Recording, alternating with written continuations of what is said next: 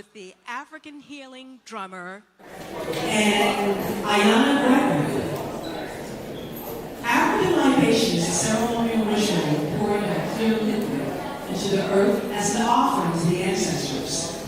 It is a cultural tradition in African societies that honors our heritage and shared traditions.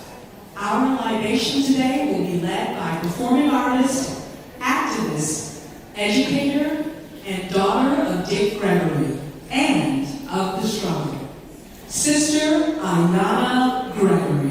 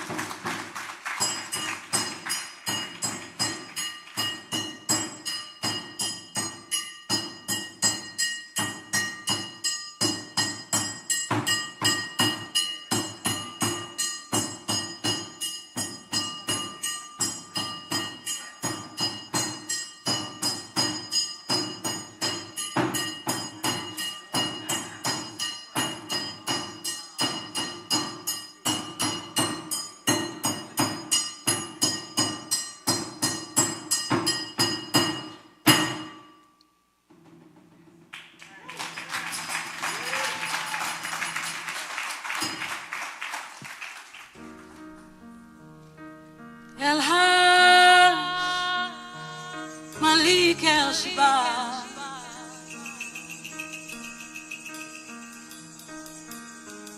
El-Hajj Malik El-Shabazz.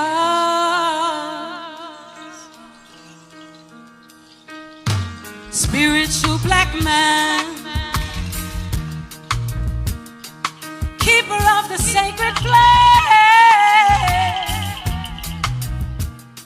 Spiritual black man, we feel your royal hand. In this place, in this space, you transform pain into power. This is the hour for liberation, for transformation. The light of the sun, you are the word. El-Hajj, El-Hajj Malik El-Shabazz. Everybody say, Hiya, hiya, hiya, hiya, ha! Hiya, hiya, hiya, hiya, ha! We are the ones we've been waiting for. No more waiting, kick down the door. We give thanks for this moment, this hour. Mother, Father, God, ancestors, spirit guides, guardian angels, all forces of light and love, we give thanks for you. We give thanks for life and breath, for kinship and friendship. We thank you for this very moment in time. Some would call this moment the worst of times. Others would call it the best of times. But what I know for sure is that we are right on time. Ashe?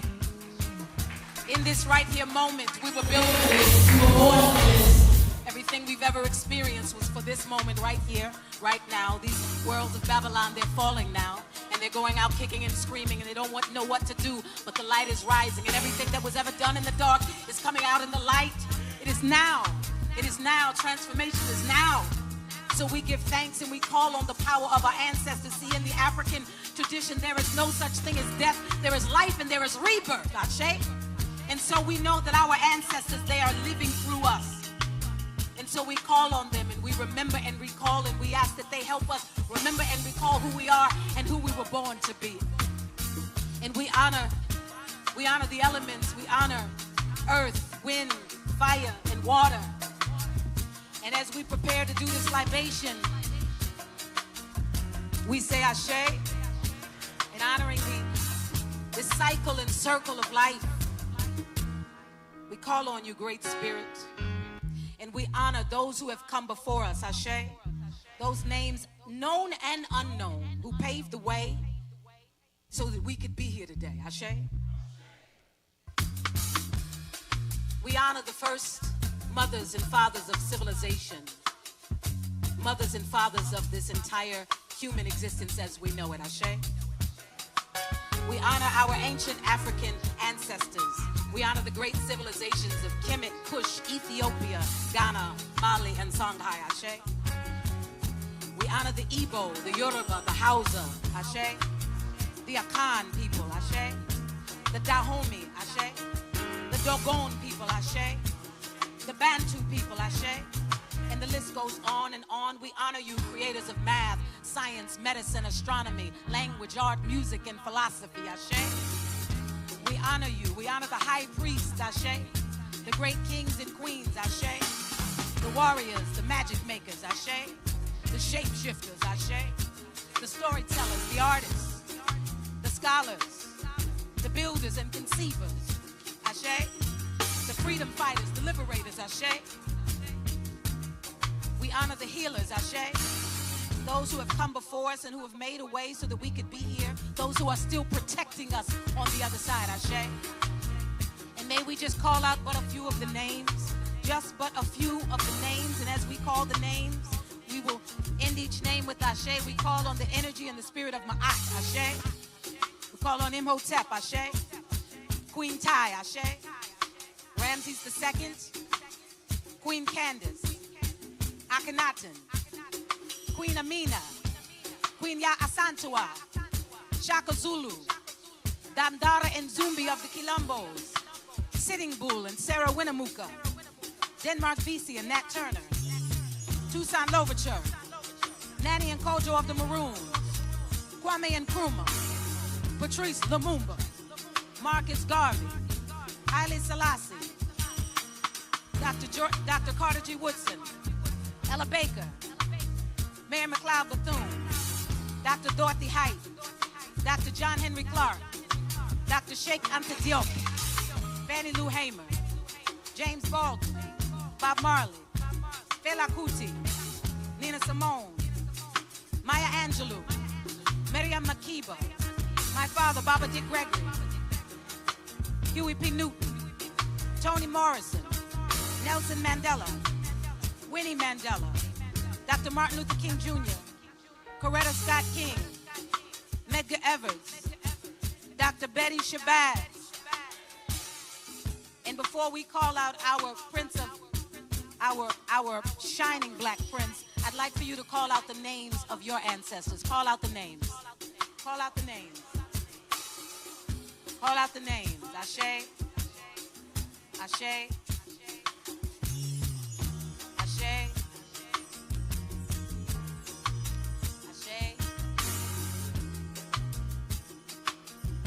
Ashe, Ashe, Ashe. And lastly, we honor the warrior, the master teacher, truth teller, the lover of our people, the liberator, our shining black prince, El-Hajj Malik El-Shabazz. We thank you, ancestor, Baba Malcom X. Because of you, we are. We say Ashe. Ashe, Ashe, oh. It is done. It's already done. We already won. Give thanks. Thank you, Mom.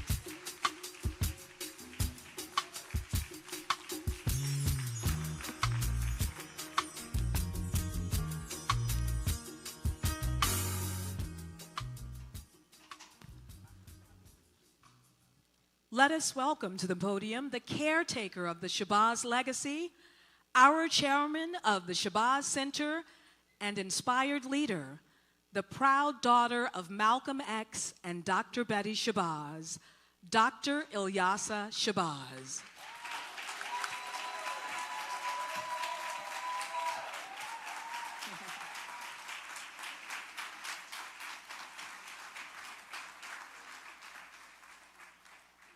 Let's give a round of applause to our drummers.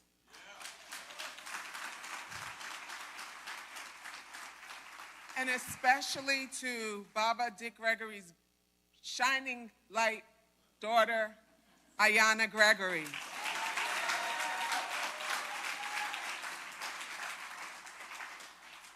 You know, I'm really happy today that my youngest, my baby sister is here, Malak. You want to wave? You want to put your hand in the air like this up there? And my sister Malika's daughter, her twin, Betty. You want to wave, Betty? Yeah.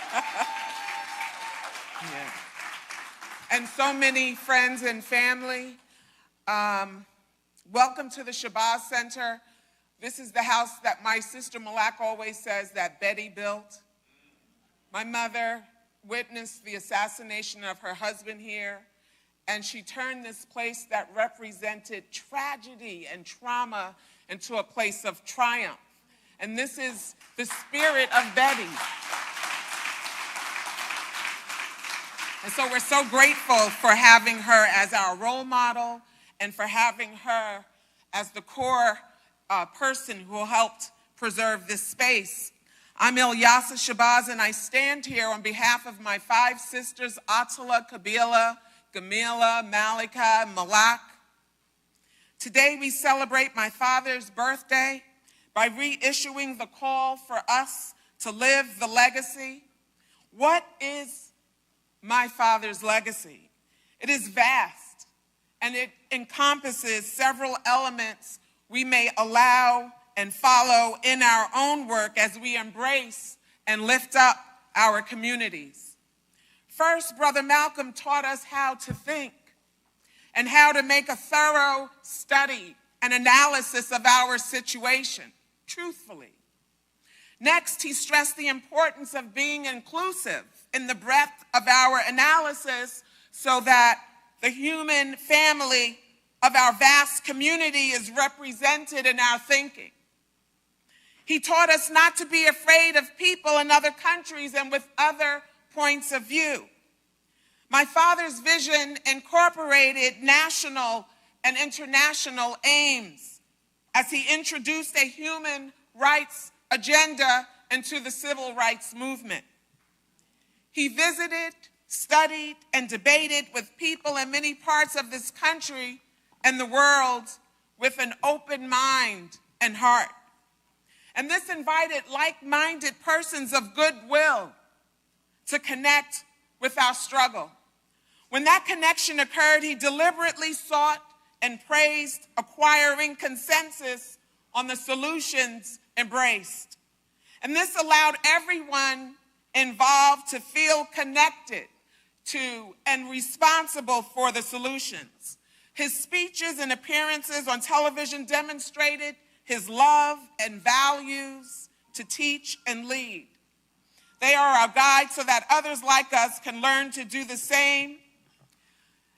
Now, we were waiting for Brother Mark Lamont Hill, but I think that we're going to use the voice of God until he gets here.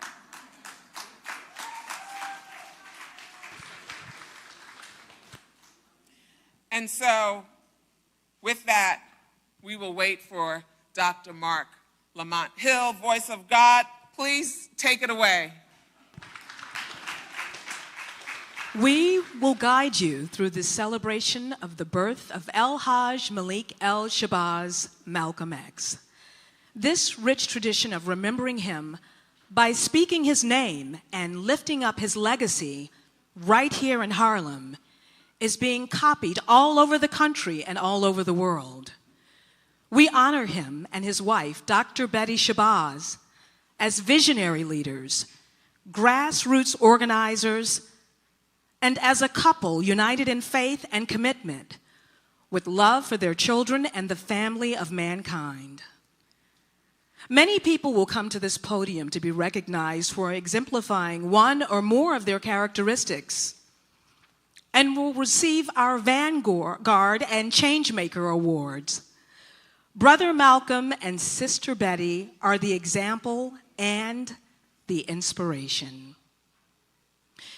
What is a Vanguard? It's the advance unit, the foremost division, the leaders of a political or intellectual movement. If you're a vanguard, you're often out in front, highly visible so that others can follow.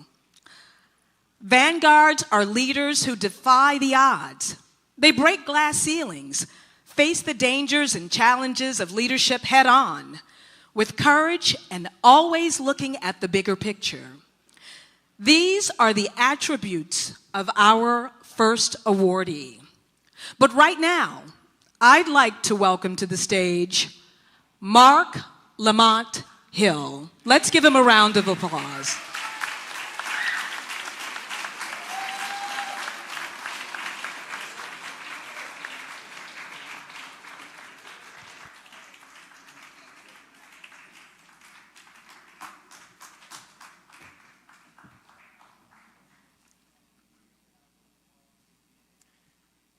Good afternoon, everybody. You can tell I've been running. What a beautiful day. What a beautiful time. Give yourselves a round of applause, please.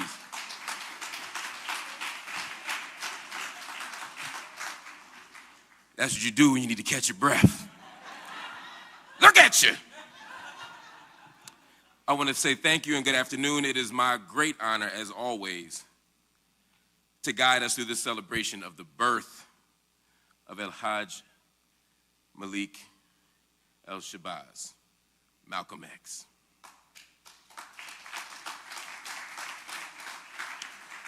This rich tradition of remembering him by speaking his name and lifting up his legacy here in Harlem is being copied all over the country and the world. When you look on the internet, when you look on your phones, and you read the newspapers all over the world, this is no longer a local event. This is a local event rooted in Harlem that has become an international celebration of one of the most extraordinary people we've ever produced. We honor him and his wife, Dr. Betty Shabazz, as visionary leaders. And it is important to emphasize that this is the house that Dr. Betty built.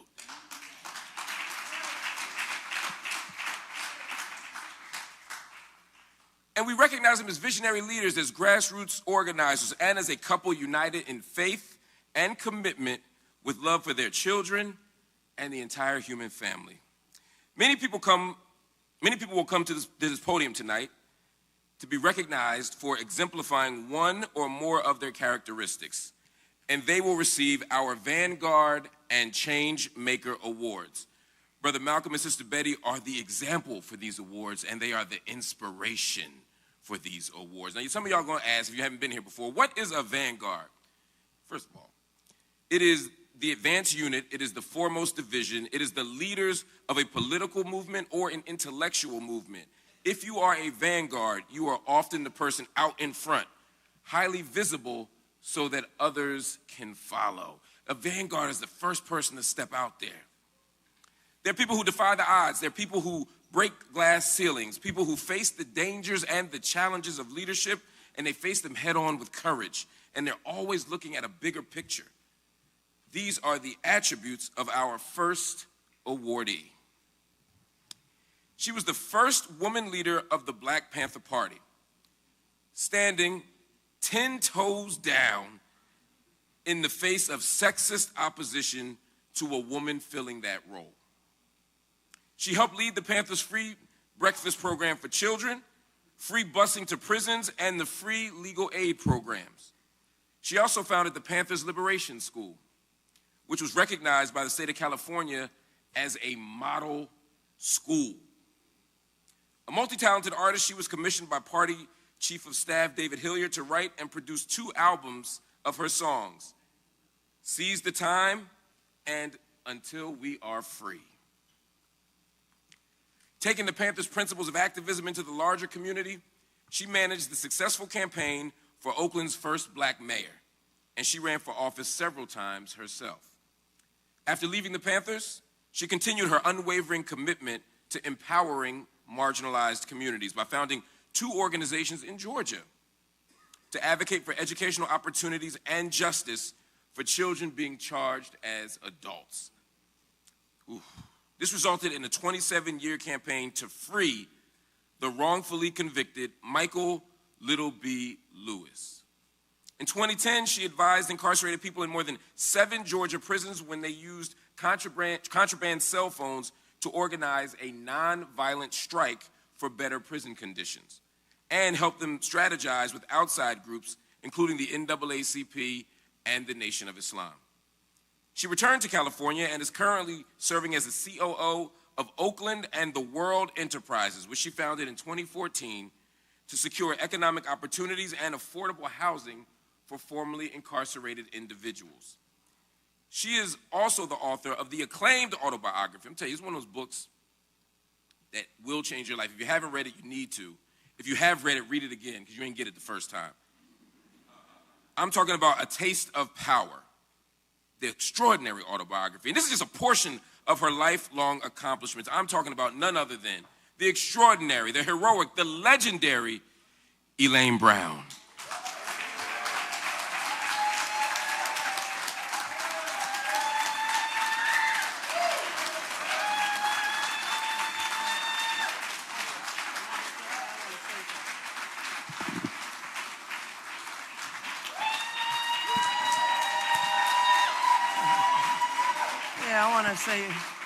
I have a few words.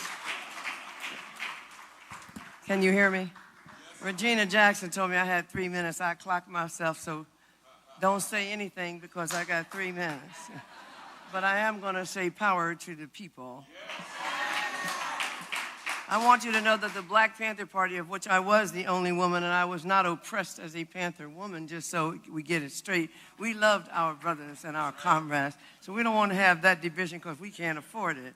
The Black Panther Party was the full expression of the ideology of Malcom X, advancing an agenda for black self-determination and for freedom.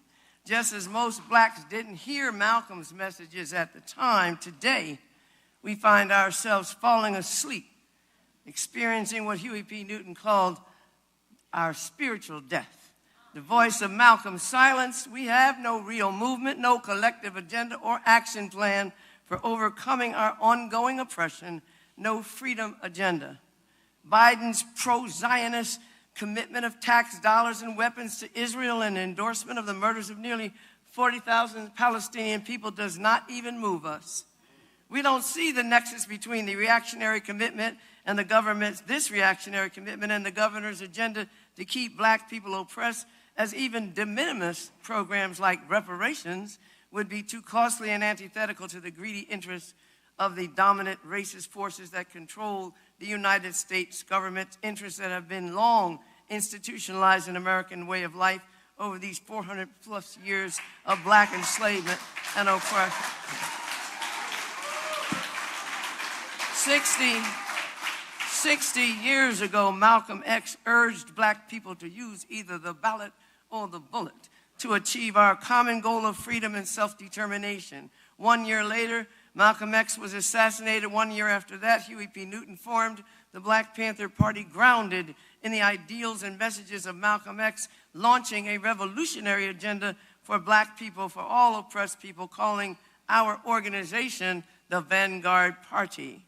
Our 10-point platform and program was modeled after the advocacy of Malcolm X and the nation. Hearing and heeding Malcolm's call, we took up arms against the government repression, patrolling the black community of Oakland to defend our people against police brutality, and in the early days even provided armed security for Betty Shabazz in the Bay Area. And we organized and coalesced with other oppressed groups and liberation organizations nationally and internationally. And we organized in the street, providing free food and clothing and free health care to black people. And as Fred Hampton stated, we died for the people because we live for the people, because we love the people. We said power to the people. Now,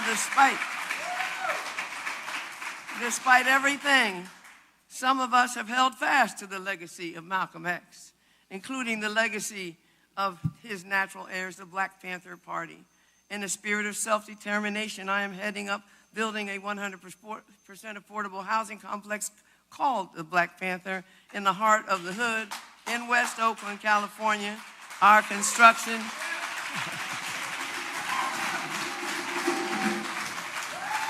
cutting my second. Construction will be completed this June. And there we will install 5 cooperatively owned businesses, including a fitness center, an urban farm, a tech center, a restaurant, and a neighborhood market. So it is in that spirit of honoring the legacy that I accept this Vanguard Award, and I thank you, Dr. El-Hajj Shabazz, and the Center for so honoring me. Thank you very much.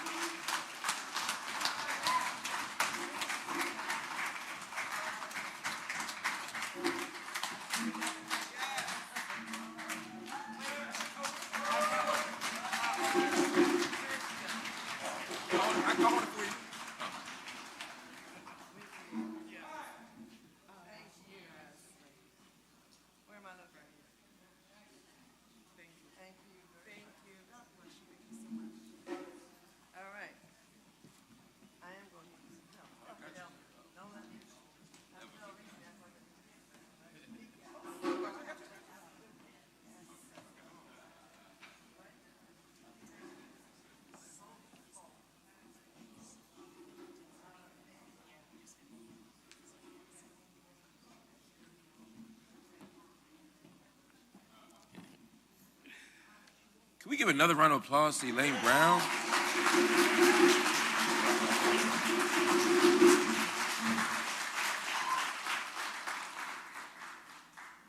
It's extraordinary to have, it's a blessing to be able to honor our elders and our heroes in real time, to give them their flowers while they're here. We are literally the recipients of their labor.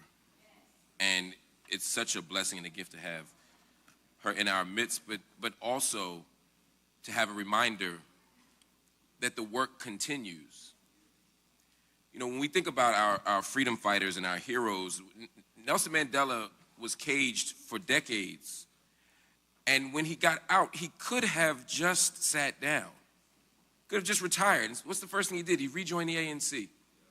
The work continues. There are people who build a legacy, and we hear Elaine Brown still trying to free people who are captive, still building housing, still dealing with these dungeons that we call prisons, trying to liberate folks. She's doing that right now at this moment.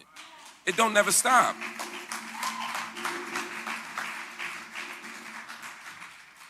I want to keep it moving, though, to another one of our extraordinary honorees. This person is on the battlefield of civil rights. And when it comes to holding folks to account in a courtroom, as the folks say, he stay ready so he ain't got to get ready. They call him the people's lawyer, and he is eligible to advocate in civil rights matters in all 50 states. His motto is teach, unify, defend.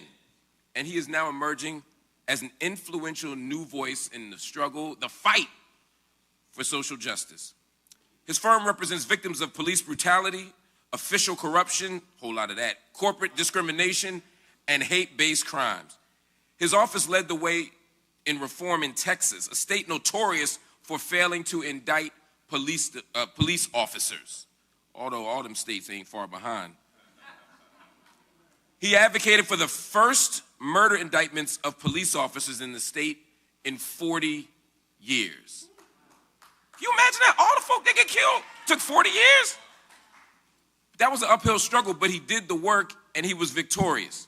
After Hurricane Harvey in 2017, he helped launch the American Black Cross, a disaster relief organization serving the most vulnerable members of society. I like that. They got the Red Cross, but we need a little extra. The Root recognized him as one of the top 10 influential African Americans between 18 to 45. The National Black Caucus of State Legislators awarded him the prestigious Nation Builder Award, adding him to their elite list that also includes President Obama, Shirley Chisholm, and Vernon Jordan. He began his legal career with the famed Johnnie Cochran firm. And I'll bet his top claim to fame I ain't gonna hold what happened today against you, my brother. He is a Morehouse man. Cum laude. This brother is a fighter. He's a builder. He's an organizer. And he is also our Vanguard Award winner. Please give Lee Merritt a round of applause. Lee Merritt.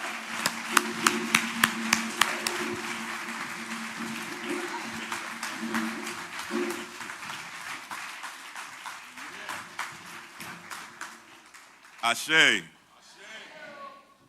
All right. I was just told on the way up the stairs to say you're going to be given a few minutes, and so I'll try to keep it to that. I was born in Los Angeles, California.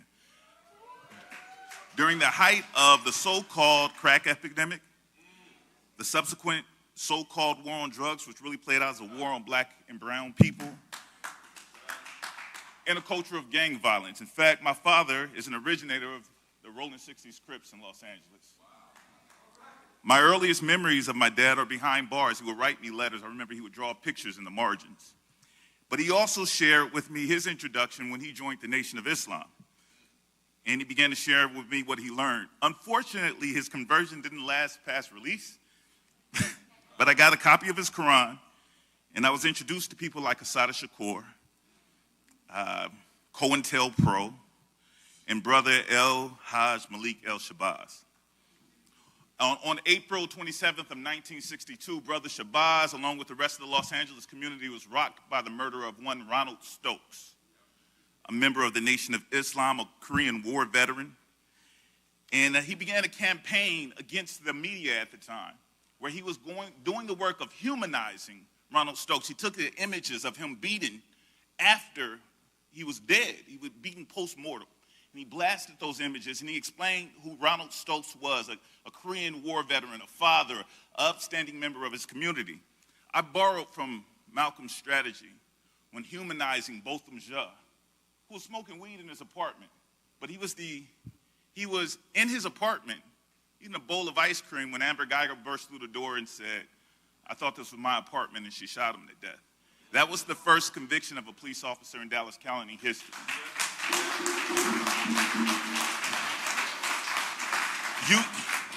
Using the strategies laid out by Brother Malcolm, by our community, we get to reclaim our own history. An act of God kept me from being here earlier this week. I was supposed to receive, and this is I guess a humble brag, I was supposed to be added to the first inaugural class of the Forbes top lawyers in the nation. I'm glad I missed that. This is our highest honor. When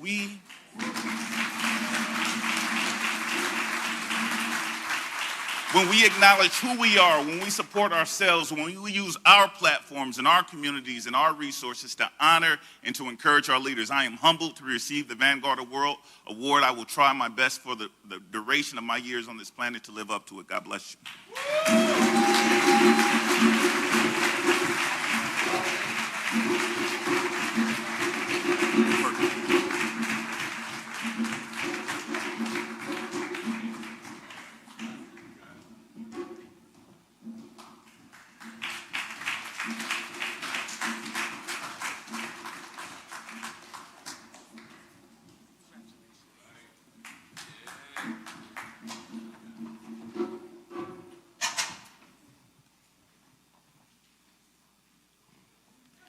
I just walked into that TV. I ain't gonna pretend, I ain't got no good excuse, I just did.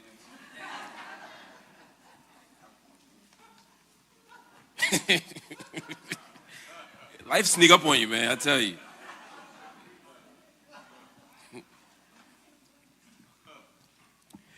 Vanguards come in all walks of life. They are highly creative and multi-talented. They are skilled communicators in several mediums. Their presence and their work attracts attention, and they are often in the media public eye. And our next award winner fits that description perfectly. An Afro-Latino who grew up in the Bronx, she first pursued a career in the law, which took her from law clerk, fraud investigator, and federal prosecutor, for which she was awarded a Special Achievement Award from then Attorney General Janet Reno for her prosecution of child sex predators.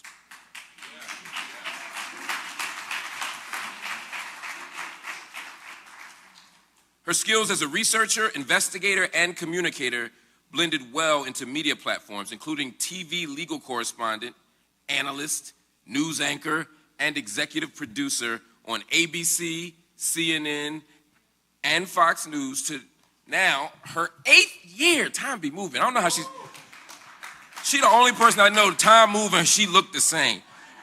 8th year as permanent co-host of ABC's popular morning talk show, The View.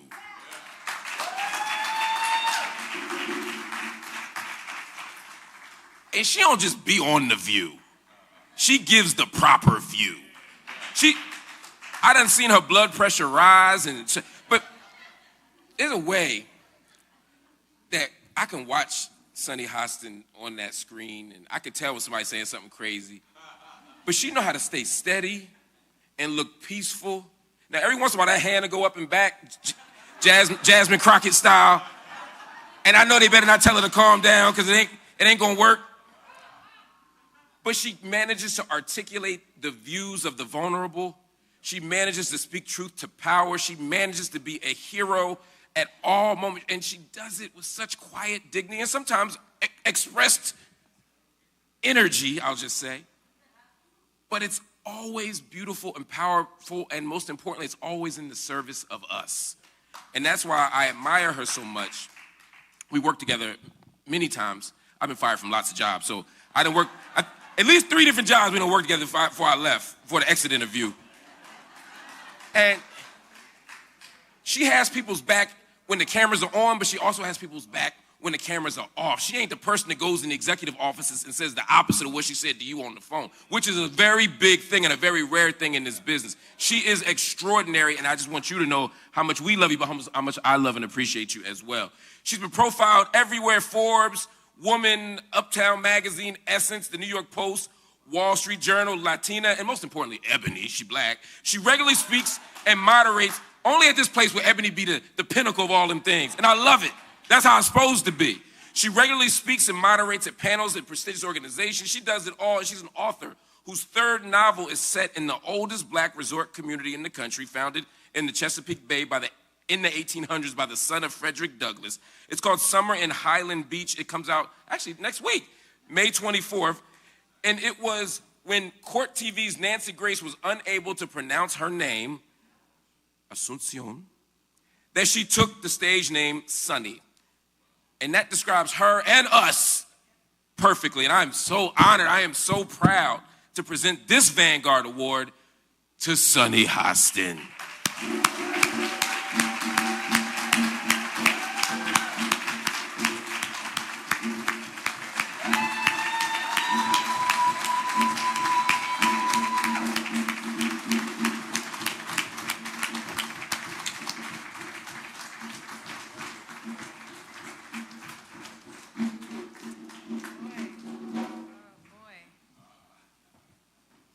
Wow. That's my brother there. And he's right. We've been through it. And he uses his voice for us at all consequences. And I'm still there for you. And speaking truth to justice and to power, there are consequences. And my brother, Mark Lamont Hill, has paid those consequences, and that's why he is a hero.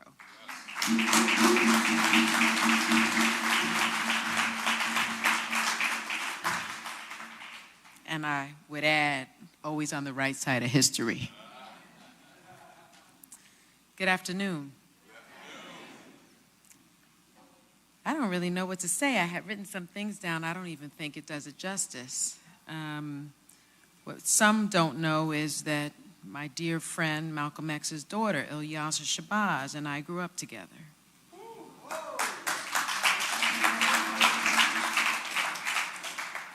And I was always impressed not only by her stature, but by her light and her determination, even though she doesn't like that I call her Yasa. I enjoy it. It rolls off my tongue. Yasa. And those of you who know her know that you may be blessed enough to get a video of her enjoying a morning walk, looking at something beautiful and she'll think of you and send it to you. And it is a true blessing to be your friend. So good afternoon. It's such an honor to be receiving the Malcom X and Dr. El-Shabazz Vanguard Award. As y'all know, it hits pretty close to home for me. Oh, there's my friend Angela. As a legal journalist, former federal prosecutor, and an Afro-Latina from the South Bronx Project. See, he left that part out. Justice and equity are instilled within every ounce of my being. Have always been. My parents got married in 1968, and I was born 2 weeks after they got married because in 1967 their marriage was not sanctioned by the government, if you can imagine that. The loving decision came down in 1967. My mother was already pregnant. And they were burned out of their home in Georgia by the KKK. And my mother, who is a white-facing Puerto Rican, was told to get that N-word out the house. And she did, but they burnt it down nonetheless. So, as I say, justice and equity are instilled within every ounce of my being. These two principles continue to serve as guiding pillars throughout my career.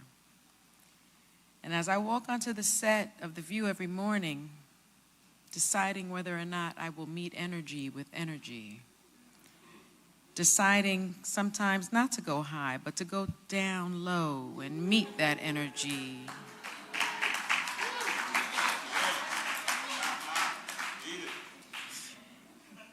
Because if you have energy, I'm going to meet your energy, but I'm going to show you which energy is. And I'm going to become small like an ant, and I'm going to go to the earth's crust to show you as a people who we are and the fortitude and strength that we have. But as I walk onto the set of The View, I am filled with gratitude, honestly, to be given a platform that can be used for good. And in tandem, I'm keenly aware that this comes with great responsibility. I have the ability to provide a spotlight on wrongdoings in order to help bring justice where necessary. And I have the ability to publicly acknowledge systemic barriers and inequalities in hopes that exposure will lead to change, because I believe that the best disinfectant is sunlight. Malcom X and Dr. El-Shabazz were two towering figures in this continued struggle, and it continues. It continues. Look at the, well, I didn't want to do this, but look at the twice impeached and disgraced, less than a man, who is sitting in a criminal court downtown in Manhattan for his crimes against humanity, really. But Dr. Shabazz and Malcom X, their unwavering commitment to confronting injustice gives me hope. Even when facing adversity and danger, I can only hope to achieve throughout my lifetime on this earth what they achieved in the shortened lifespans that they had, because they were taken away from us too soon. So being presented with this award is a lovely reminder that I am at least on the right track and on the right side of history, like my brother, and for that I'm so grateful. Thank you all for this incredible honor, and thank you, Yasa. Thank you, Malcom X and Dr. El-Shabazz, for paving the way for us all to have the courage and the bravery, because it takes a bit of bravery and courage, but not so much when I look out here and I know that y'all have my back.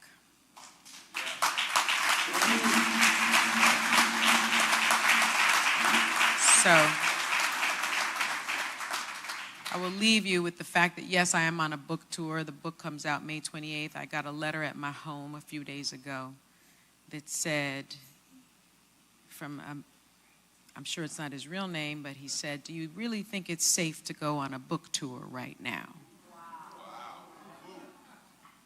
Yeah, it's safe. I'm okay. And I will go on that book tour because I'm living on my legacy. I'm standing on my business. So may we all continue to live out our legacies and stand tall for justice and equity each and every day. Thank you.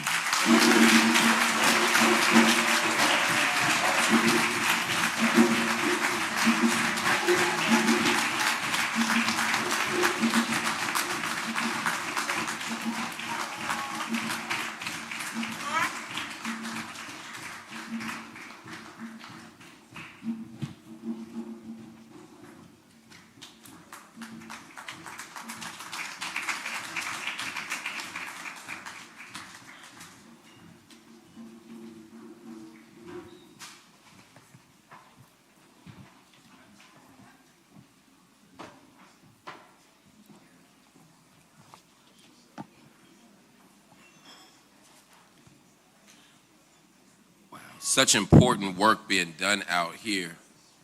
One of the things that Brother Malcolm reminded us of was the importance and the power of media to shape and define our reality. He taught us that if we read the wrong media or interpreted the wrong voices, we would think our friends were our enemies and our enemies were our friends. It's for that reason that we need powerful media voices. It's for that reason that we need folk who will speak the truth in public. We're all very familiar with Brother Malcolm as a public thinker, a speaker, a teacher, and a leader. But he was also a husband, a father, a brother, a friend. We have long admired the loving commitment Brother Malcolm had for his wife, Sister Betty. He called her his apple brown Betty. She in turn loved, admired, and supported him throughout his political and spiritual sojourns. After his death, she kept his memory alive for their children by keeping his belongings around the house and talking to them often about Daddy. We know it was far from easy to raise their children alone while also advancing her own education and advancing her own career. But over time, she became a change maker in her own right, who has had a lasting impact on the world. Their children, along with subsequent generations, have used them as role models, as guiding inspirations through tough personal times. I want y'all to take a look at something. Let's look at Brother Malcolm and Sister Betty, not just on the political stage, but with their family, with their community.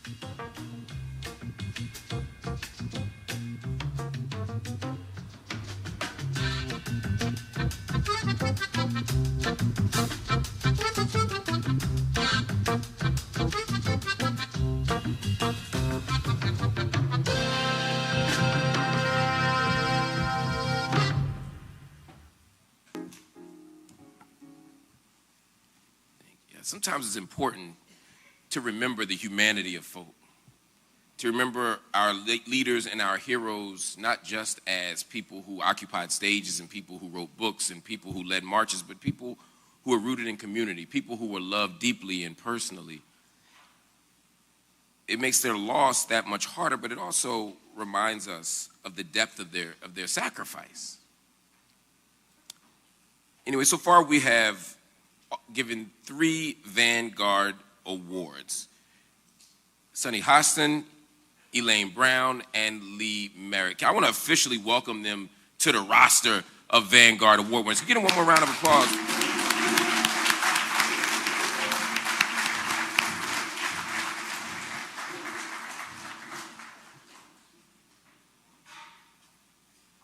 Honoring the voice of her imagination.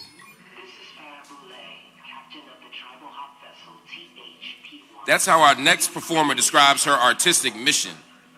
She's a musical avant-garde. She has a deep and soothing voice. Her work is filled with global rhythms and attributes of strength and depth and intelligence. She shared the stage with lots of people: Lenny Kravitz, Robert Glasper, Mos Def, all the folk, and she is the founder of the Tribal Hop Ecosystem of Healing Arts.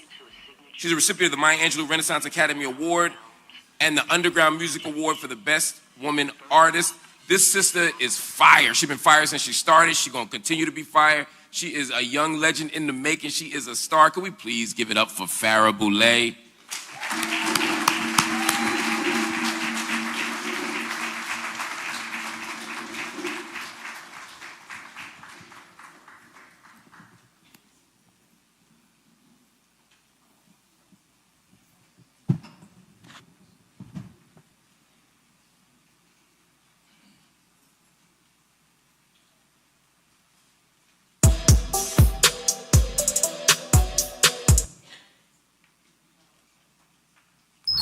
This is Farrah Boulay, captain of the tribal hop vessel THP-1. You have completed your assignment on Old Earth and have mastered the areas of your chosen field. As guardians of the living library, we celebrate your arrival to New Earth. You'll find the floating world of THP-1 most accommodating. On behalf of all that is and forever will be, we welcome you to a signature experience into the outer realms of human imagination. Our first stop is monolithic.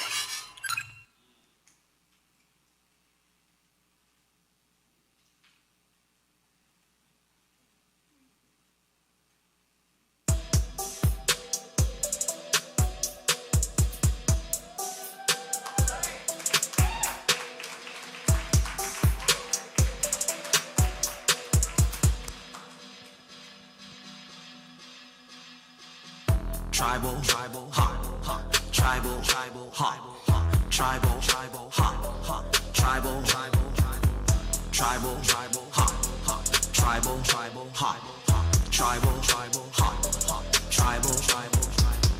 tribal, hop, tribal, hop. Hieroglyphic, monolithic, I had visions, premonitions, to the exact, no divisions with precision. Right on the back of imagination, I was stationed, yet under attack by my creation. And I thought for a while it was me. I was the puzzle to the piece. Why would I ever want to leave? Silence fell upon my feet. Stand down and redirect your energy. Cleanse, heal, repeat. The peace inside me silences all the chaos around me. One day you gotta ask yourself, am I creating my world? Or is it being created for me? See, nothing is happening to you. It's happening for you.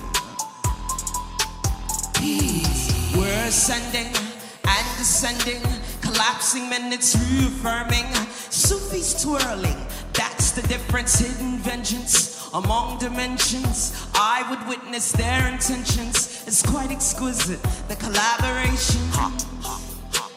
And I thought for a while it was me. I was the puzzle to the piece. Why would I ever want to leave? Silence fell upon my feet. Stand down and redirect your energy. Cleanse, heal, repeat. You are your own baby, so be sure to take care always. Tribal, hop, tribal, hop, tribal, hop, tribal, tribal, hop, tribal, hop, tribal, hop, tribal. I will leave you with this. Ilyasa, thank you so much for this personal invite. This is indeed a great honor. The energy that's in this building is so profound. I will say this. We are both past and future. That's the building blocks of the present. That is your gift. Stay in the present. It is where you're protected. It is where you're guided. It is where you are loved. So whatever you do in life, remind yourself, let me stay in this present moment, and everything will be revealed to you. This is a curated, guided, beautiful experience called life. You're not alone. All you have to do is be present to receive your gifts. I love you. I am Farah Boulay. Thank you.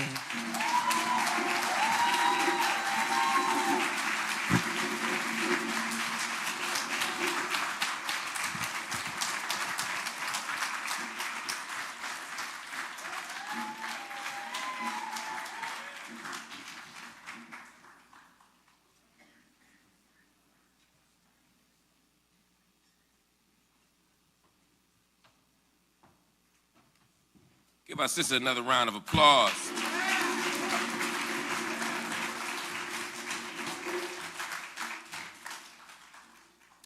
They are called muckrakers, movers, shakers, agitators, people who take intentional action to help solve the world's problems. That's a change maker. They're often public figures, but they also work behind the scenes. Their characteristics are empathy, thoughtfulness, creativity, and collaborative leadership. Because these are the qualities that both Brother Malcolm and Sister Betty demonstrated, we have created a new award in their honor to be bestowed on those who have also had that kind of impact on the world, or they soon will. Let's meet this year's recipients of the Malcom X and Dr. Betty Shabazz Changemaker Award. Born in Washington, D.C., this changemaker is an assistant professor of journalism at the University of Southern California's Annenberg School.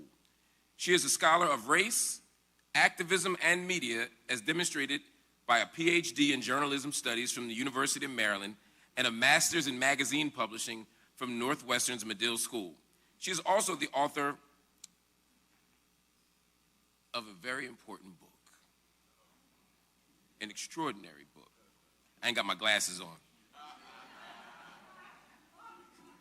Her book, Bearing Witness While Black, African-American Smartphones and the New Protest Journalism, was in 2020, and it was released to resounding success. She is a pioneer. She is a genius. She's one of my favorite journalists, one of my favorite people. She's just dope. Having launched the first smartphone-only college newsroom at Morgan State back in 2010, she is literally a change maker. Please give it up. Help me welcome 2024 Changemaker Award recipient, Dr. Alyssa Richardson.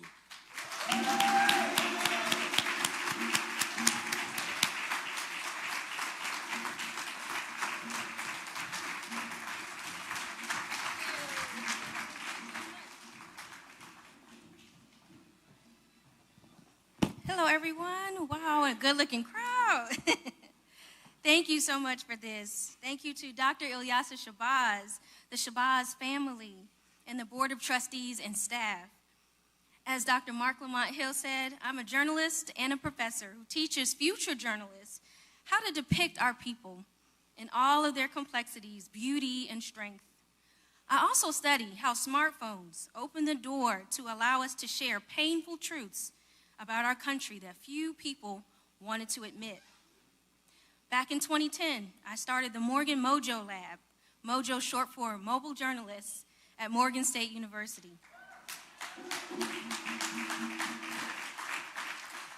That was the first time that we had iPhones that had a camera on the front and the back, believe it or not. And that's when I was teaching young black students at one of our flagship HBCUs how to use smartphones to report news. But what started out as us just playing around with technology led to us watching as a group, young people capturing Freddie Gray's last moments with nothing but smartphones. Citizen journalists, not traditional media, sounded the alarm about Eric Garner, Walter Scott, Alton Sterling, and Philando Castile. As piece of footage came out and we realized the bravery behind holding up your cell phone to report on truths that few wanted to tell, we knew that we needed to take this beyond the classroom. The experience of teaching smartphone journalism at this time led me to write my book, Bearing Witness While Black, African Americans, Smartphones, and the New Protest Journalism. Ironically, it was released in 2020 when a 17-year-old girl, Darnella Frazier, showed us the true power of a smartphone when she showed us Mr. Floyd's last moments. In Bearing Witness While Black, I opened with a scene from my living room as an 8-year-old. I was watching with my family Rodney King's video. He became a household name in that year, and it was the first time that I saw my father openly cry. 1 year later, my parents, in their own militant style, took me as a middle schooler and my brother as an elementary school student to see Spike Lee's film, Malcom X. Even though we were little, we had so many questions, and they were eager to answer them.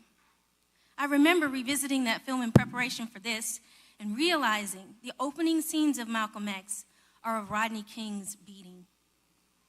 Many years later, as I began my career as a journalist, I was haunted by this saying, journalism is the first draft of history. But what happens when that draft is wrong, and wrong for our people? Often there's never an apology. When Mr. Floyd was killed in 2020, I watched his newsrooms all over the country, played his last moments over and over again with the casual air of a sports highlight, rarely blurring out his face. And I thought of how his daughter must feel. I thought about Laura King, her father, Rodney King, and how she must feel. I thought about Emerald Garner, who's also sitting here in the front row, her father, Eric Garner, and how she must feel, and how Mr. Floyd's little girl, 7 years old, must feel. And then I got to work.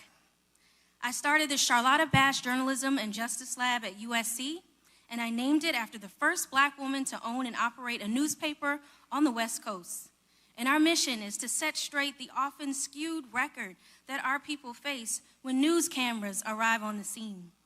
And our flagship initiative is the Second Draft Project, where we visit news stories that should have had more care infused into them. And the very first person we interviewed, being based in Los Angeles, was Laura King. When I reached out to Laura King and I said, can we speak to you for a day? We need a day to really explore who your father was, what was his message, and who was he as a person beyond the headlines. Laura didn't hesitate. She said, yes, this project infuses AI and all kinds of technologies that she's like, I'm not sure I understand it yet, but I trust you. And I thank you for that, Laura. At Laura's debut, she was asked, who would you like to see succeed you? And she said, I think nobody deserves a second draft more than Malcom X. Could we get his daughter, Dr. El-Hajj Shabazz? I said, we'll try. We'll try. And we reached out to Dr. Shabazz, and she said, yes. Thank you, Dr. Shabazz, for being our second draft subject and visiting us in LA. The students spent a semester learning about you, and more importantly, learning about how the media shapes your dad's narratives in ways that were enduringly harmful. We hope with the Second Draft Project, they'll see him in a brand new light. One of the things that I love about Malcom X is that he always had his camera with him. He was an original mojo. If you look at all the pictures, he had his camera around his neck. He always knew the power of having his own narrative and his own account, even before cell phones.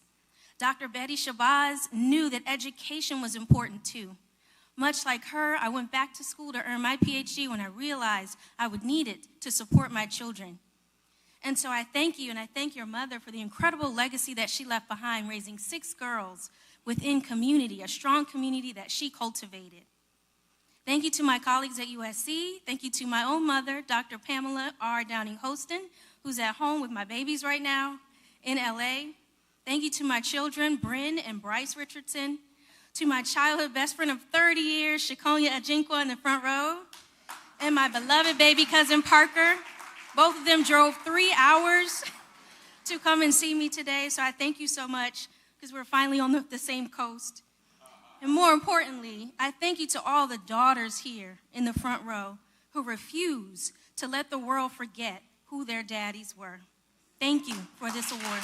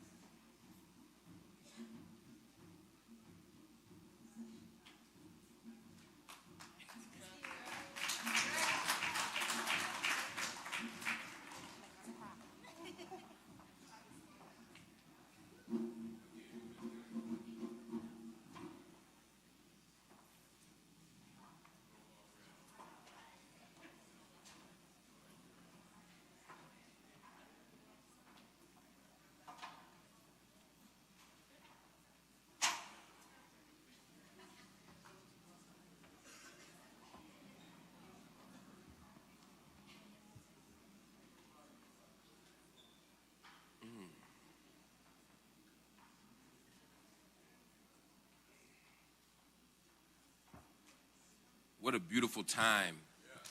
Yes, I mean, our sister is working in universities at a moment where the universities are leading us. These young people all around the country, in the tradition of Malcolm X, are leading us to speak truth to power. They're being courageous, and we want to always stand in solidarity with those young people on college campuses all around the country that are doing the work that we say we're standing in the tradition of. When Rodney King uttered the plea, "Can we all get along?" it was at a tumultuous time in our nation's history, just like this one. The vicious beating of Rodney King at the hands of LA police led to the infamous trial of 4 officers.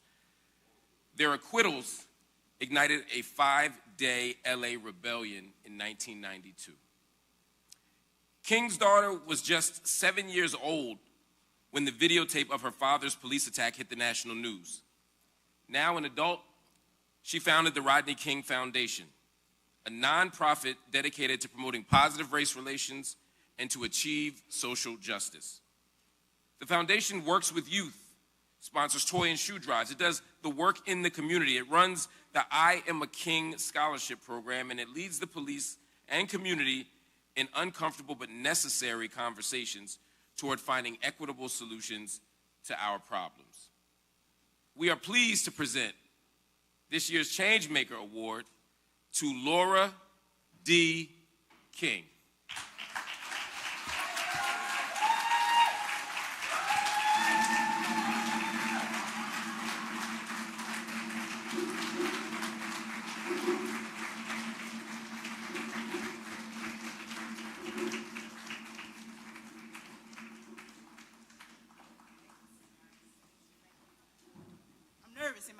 My Bervin Mac voice. I'm nervous, y'all. I'm nervous. How y'all doing today? Good. Okay.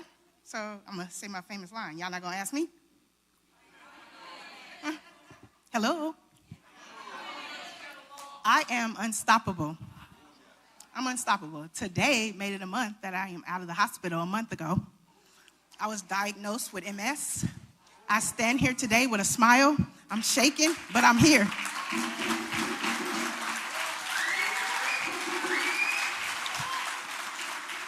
I'm here. I'm present. My mother said, I'm going to call her doctor and tell her she can't go. I stayed quiet, and I reserved my energy because I was going to be here. It was necessary for me to be here. I get her concern. I love you, Mom. I love you. I get her concern, but today was necessary. I just want to thank you guys so much. So much. It's nothing but God's grace. So whoever you serve, as long as you not hurt nobody, that grace is unmatchable, unimaginable. I'm standing here, I'm walking. I'm able to see you by God's grace and my ancestors. I'm shaking.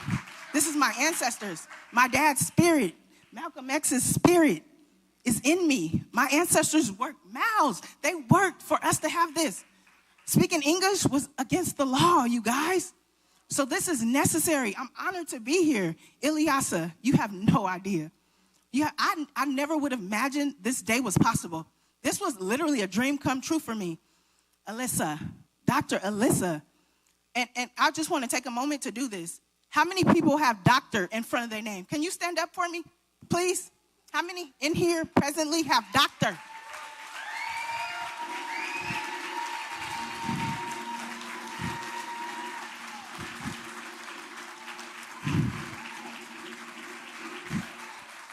Hey, why you not standing up, baby?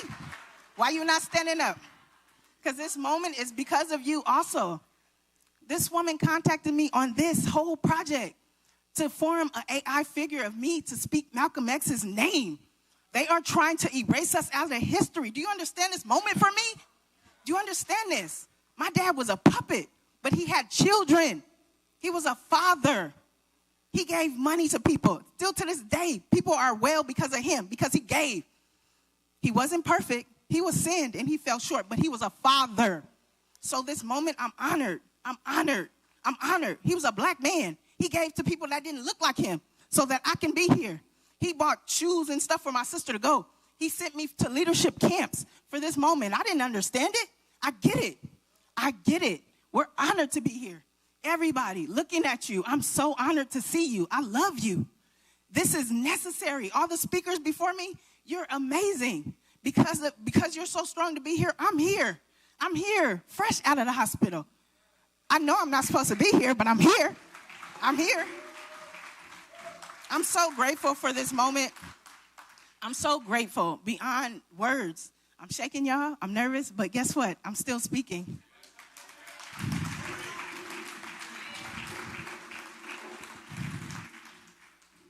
I want to thank all the black men because I'm a mother. I have 2 kids, a 17-year-old and a 4-year-old. He'll be 5 next month. But I want to thank you guys as black men, seriously, because when you step out those doors, you face things that is unimaginable. And you still smile when you can, when it's reciprocated, but you still smile. You got kids. It's a lot to that. But I commend you guys. My father he had 3 girls. I'm the middle kid. I'm the middle child. But, you know, I say that to say be nice. Be nice to people. It's hard. We are facing things that we have never faced in the world. We need each other. So what are we going to do? Let's have the domino effect on the world. And education is so, so, so important. That's why I made you guys stand up. That is a big deal to have doctor in front of your name. I'm honored to be here in this space with you guys. We could have been anywhere in the world, but we are here with each other. So how are we going to make the change?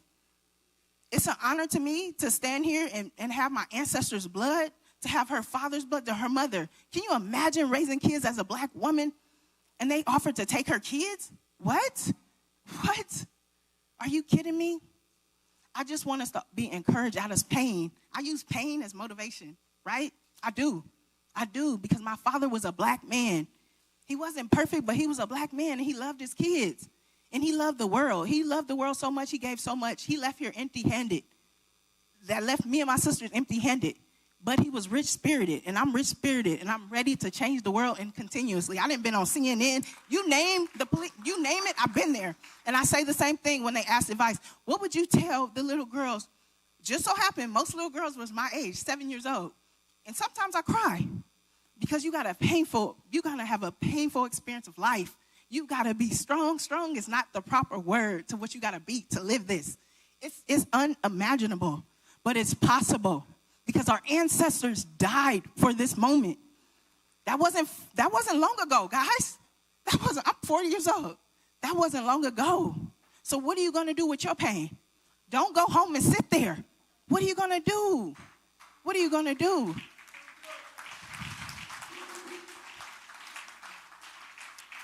I gotta go, y'all. I gotta go. I had so much else to say, but I love you guys, and I'm honored to be here. I'm so honored.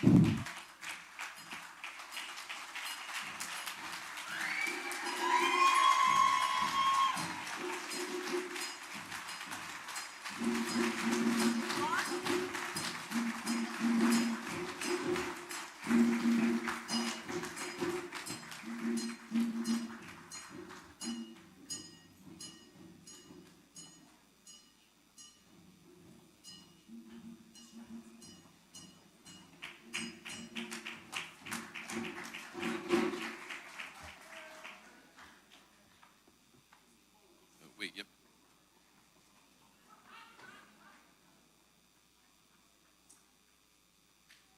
Give that sister another round of applause, please.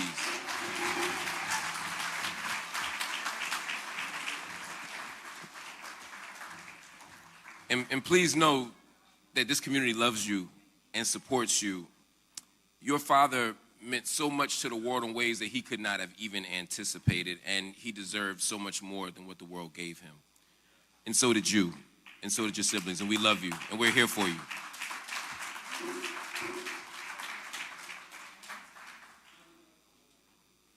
In her role as a teacher and lecturer, Dr. El-Hajj Shabazz interacts with many students, a few whose intelligence and fervor catches her attention. Our next speaker is one such student.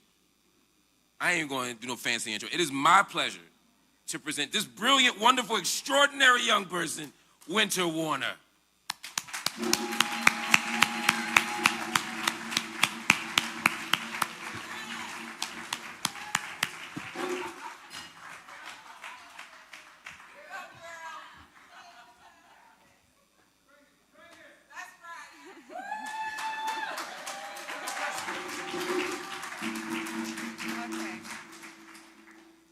are you guys? Let me just get the paper right. Okay. So, hello everyone. Hi. My name is Winter Jatani Warner. I'm a student. I'm a student at Worcester State University, where I met Dr. El-Hajj Shabazz as one of my professors. She asked me to speak here today about a conversation that we had about failure and success. Self-preservation is widely known as the first law of nature. It is our right and our responsibility as individuals to prioritize our own mental and physical well-being. It's important to add that the idea of failing is completely subjective. Whatever failure means to you might mean success to somebody else. So by no means do I intend to say that my definition of success is the absolute standard. That's not the point of my message. My personal perspective on success is having the dedication to nourish my own spirit and doing my absolute best to fulfill my own potential. However, I haven't always seen success this way. As a growing girl, I watched as the people around me struggled with mental health issues, drug addiction, and poverty, all due to the lasting effects of oppressive structures like redlining that restricted where families like mine could live. The education system failed to teach history and empowerment to the generations before me, leaving all of us ignorant to our own true worth. The most prominent battle I've had to witness my people face was drug addiction and the lasting effects of the crack epidemic. I watched as some of the most luminant souls were discouraged over and over again by these outside factors. They became shadows of their true selves and losing sense of their identity and losing hope in achieving their unfulfilled goals. At the age of 17, I moved out of my childhood home, oblivious to what lay ahead.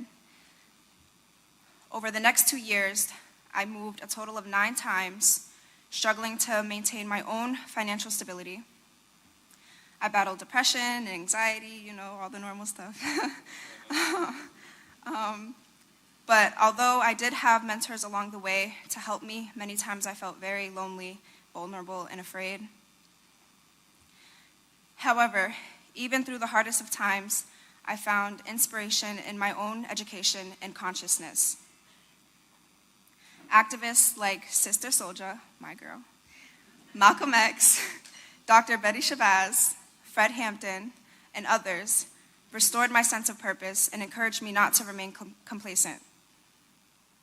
I made a vow to do my best at self-preservation and success, and even now, I absolutely refuse to fail at upholding this promise to myself. Now, nearly 4 years later, I'm a first-generation college student. I'm majoring in urban studies and African diaspora studies. In my first year, I've maintained a part-time job. I've made the dean's list.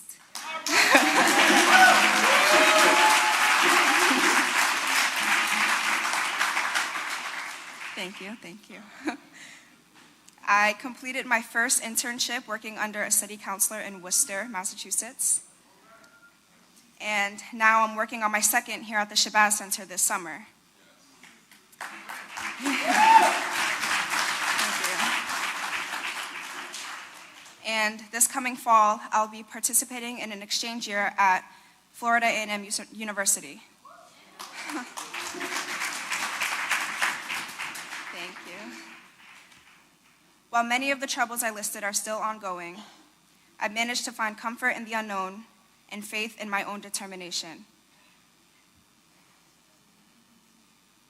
On June 28th, 1964, Malcom X gave the famous "Any Means Necessary" speech at the Organization of Afro-American Unity's founding rally right here in this building. He said, "It is the inalienable right of all our people to control our own destiny," meaning that we, members of the African diaspora and the human race, despite oppressive structures and against all odds, have the power and authority to take control of our lives and the future of our people. Thank you all for listening, and I wish you all the best on your own journeys of success.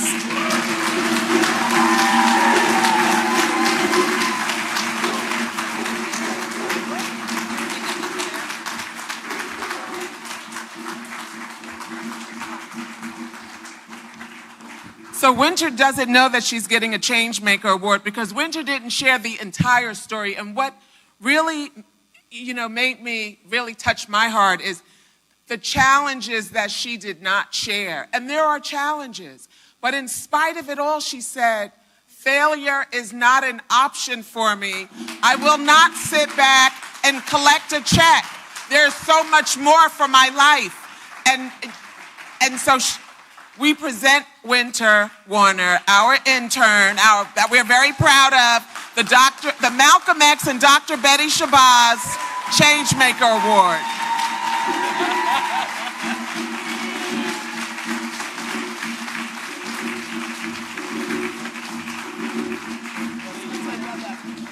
And she's going to Florida A&M, and she's looking for some support. Anybody, if you have friends there, and she just wants to connect with someone. So if you have friends there that you're close to, that we can introduce her to Winter, please let us know.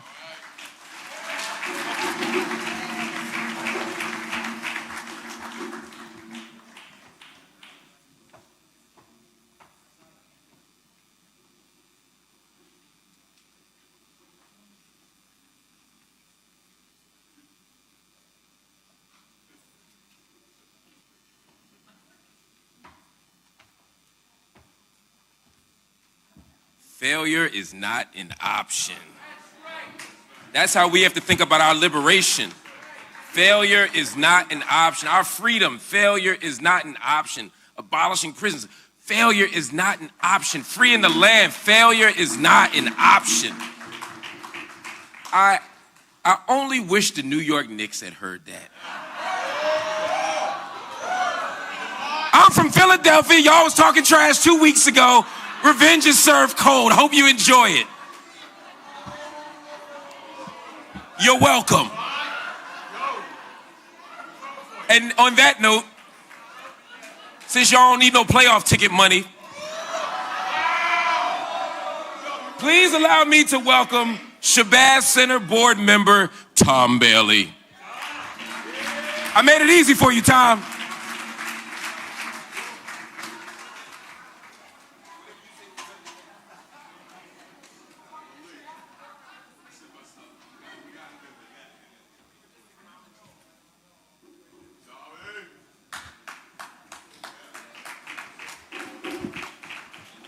Good afternoon, everybody. I was here in February and had the honor of receiving the Vanguard Award. And I just want to say to all the Vanguard awardees, congratulations.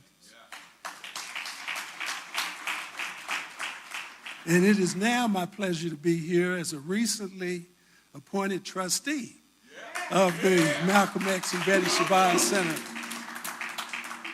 And this appointment, for me, is a lifetime honor.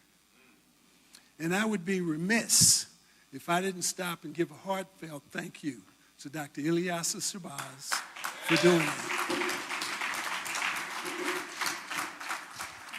It's a tremendous honor to work alongside some of the brightest minds in the United States to ensure that the life, the legacy, and the teachings of El-Hajj Malik El-Shabazz, Malcom X, and his precious, beloved wife, Dr. Betty Shabazz, that memory lives on forever. Yeah. Now, I'm someone who, like a lot of you have said today, I believe that our nation's black community should continue to always strive for top-notch resources and opportunities. I believe that our nation's black community should lead vibrant and promising lives. And I believe that our nation's black community should always share in the abundant gains that our nation has offered all of its citizens. And I also believe that we must shepherd this type of community where all of our young people can thrive, and this is what we aim to do here at the Malcom X and Betty Shabazz Center. Now, I want to share something with y'all.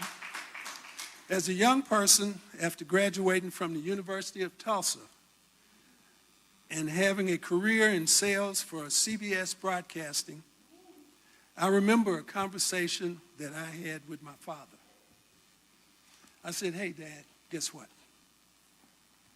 I'm getting ready to produce an event which provides an opportunity for black people to be exposed to community building resources. And you know what? I'm going to call this event the Missouri Black Expo." And you know what my dad said? He said, "What? Ain't no black folks or no white folks going to no damn Black Expo. Boy, you about to lose everything you got. Don't you know that black folks don't support black business?" And even though he didn't agree with me on the expo, that is until he saw the tens of thousands of people who attended for nearly 21 years, I'm of the belief that my values, though, and my inspiration came from my father, Thomas Bailey Sr., and also from the teachings and reading the autobiography of Malcolm X.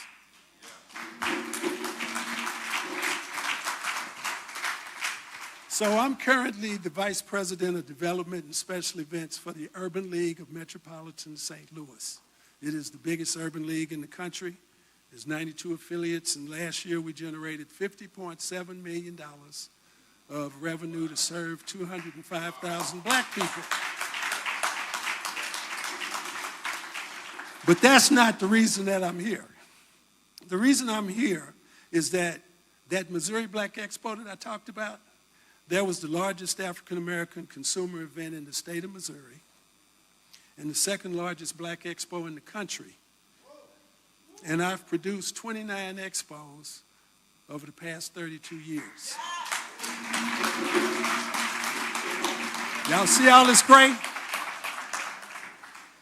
So guess what? As we approach the 100th birthday of Malcolm X next year, I'm proud to announce that the Shabazz Center will produce the Malcolm Expo 2025.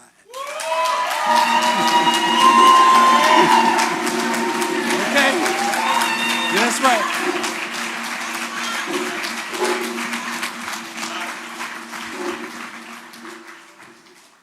This will be a centennial celebration for the life and legacy of Malcolm X. This expo is going to be marketed throughout the United States. I was just on the phone with iHeartMedia the other day talking about coast to coast. But it's going to be held right here in New York City.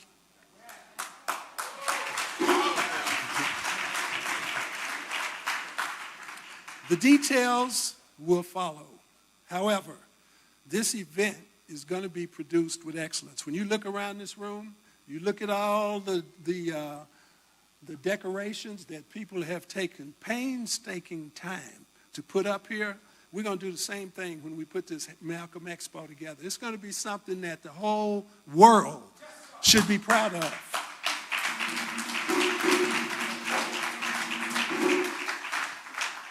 But you know what? In order to do that, we're going to have to do this thing called raise funding. It's going to be very important that we raise the funding necessary to implement the Malcolm Expo Centennial Celebration on a grand scale. This will be a nationwide celebration where all of God's children, black, white, brown, red, and yellow, will be invited to attend. As a show of support, I'm asking each and every one of you in here right now to stand and make a donation this evening. As y'all know, the journey of 1,000,000 miles always begins with the very first step. So So I want you all to make a commitment that you're going to give some money to the Shabazz Center, because we're going to need it, because we're going to do this the way it should be done. And so in closing, I just want to make a couple of comments. And these comments, I want you to signify by a single hand clap if you're in agreement with what I'm saying. And because you hadn't done it so far in unison today, I want us to practice. Okay, so when I count to 3, I want everybody to clap their hand one time. 1, 2, 3. All right. All right. The legacy of Malcom X is alive and well in the hearts and minds of people throughout this world. The Shabazz Center, a place of tragedy, has been transformed to a place of triumph. The Shabazz Center is primed and ready to expand the bandwidth of education, inspiration, and service to our nation's communities, especially the youth. And finally, we're not leaving this room without donating to the Malcom X and Betty Shabazz Center today. May the 19th, 2024, on this 19th birthday celebration, so that we take the first step in the Million Mile Walk to make that event that we're going to do next year a tremendous success. All right, thank you, everybody.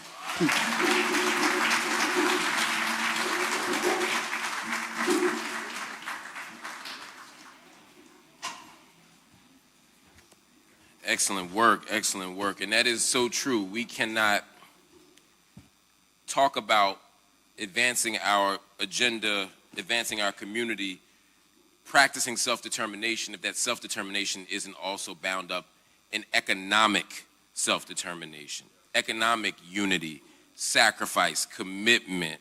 We have to build our institutions. If we wait for anyone else to build our institutions, they either won't get built or they will be counter-revolutionary institutions.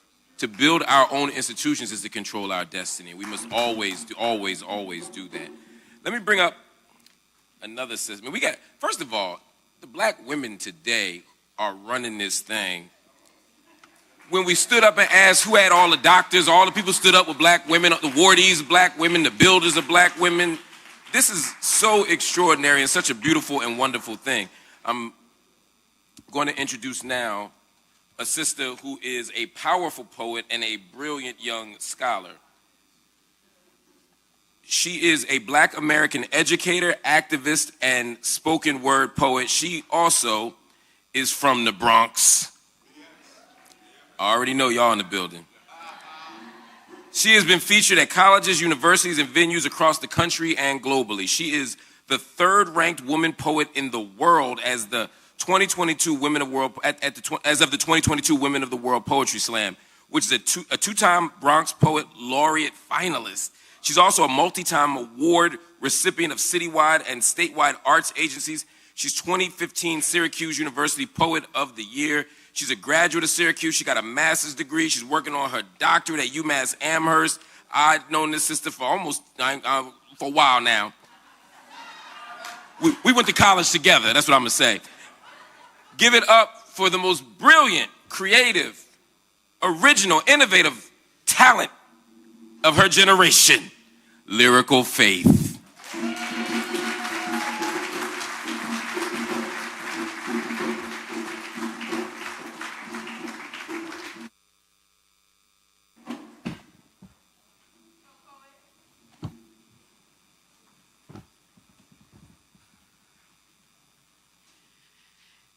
And the chant at the protest goes, hard times like y'all, bad trips like y'all. Nazareth, I messed up, homie, you messed up, but if God got us, then we gon' be all right. Our people come from a long line of making music. The enslaved would use sound and make beats to pass bars, and the whole field become a cipher. Sounds of survival when surviving be the art form. the breakbeat of the voyage, the sampling of sorrows and psalms, and somewhere between a chapter and verse there were chains broken in the bass line. There were healing waters in the hymns, there was breakthrough in the barricade, and we, a product of such praise, a revolution-born poem in the passageway to punchlines, have found freedom in these phonics, have discovered heaven in this hum. It's amazing what song do to the body. Take one from captive to confession, from bound to benevolent, from hopeless to holy, where these wings be abundance, let these bodies be unbreakable, be infinite, be both Malcom X march and mosh pit, be the most undeniable form of healing, be the place where we can still be here, saying his name, where they tried to take his life away, but baby, you can't take culture, just like you can't teach rhythm, just like you can't take justice from our arms and not go down without a fight. This is a fight, a celebration, if you will, a protest to our freedom. The soundtrack is Kendrick Lamar's All Right, NWA's F the Police, YG and Nipsey Hussle's F Donald Trump. The soundtrack is Nuck If You Buck, Tupac's Keep Your Head Up, and for the Saints, Tasha Cobb's Break Every Chain. Revolution by Kirk Franklin, and we gonna praise while we dance in these streets. Shout Negro spirituals to the top of our lungs, and in demand they put some respect on our peace. Come prepared. Bring milk for the tear gas. Bring a thick shed of skin for the rubber bullets. Bring a pair of shoes you do not mind creasing. Move like your body is on fire. So instead of the precinct or the cop car, it was actually just every breath we ever took, Dragon Balled its way up our throats and out onto the threatening. We told them this here, celebrating his life, is the protest. How could we not expect for there to be flames?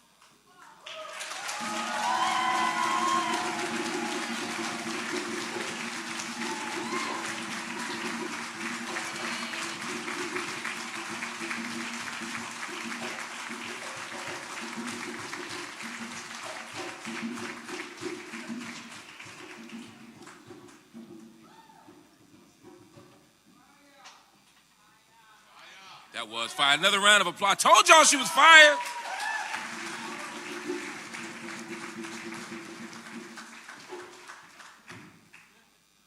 I'm now going to perform my own piece. Was that funny? Was that unbelievable? Man, tough crowd. All right. Known as one of jazz's most vibrant emerging artists, India Owens is a Detroit-raised recording artist, bassist, and composer. She graduated from the Juilliard School and joined The Late Show with Stephen Colbert as a member of the house band Stay Human. Since then, she has won an Emmy, a Grammy, and Peabody Award. India's work has appeared on John Batiste's Grammy Award-winning album We Are, Oscar-nominated film Judas and the Black Messiah, and hers widely acclaimed Super Bowl performance. In 2022, India composed an original piece about the life of Ida B. Wells entitled Ida's Crusade for the Jazz at Lincoln Center Orchestra, and it was also performed at the Carnegie Hall Orchestra. Here, performing for us now, give it up for India Owens.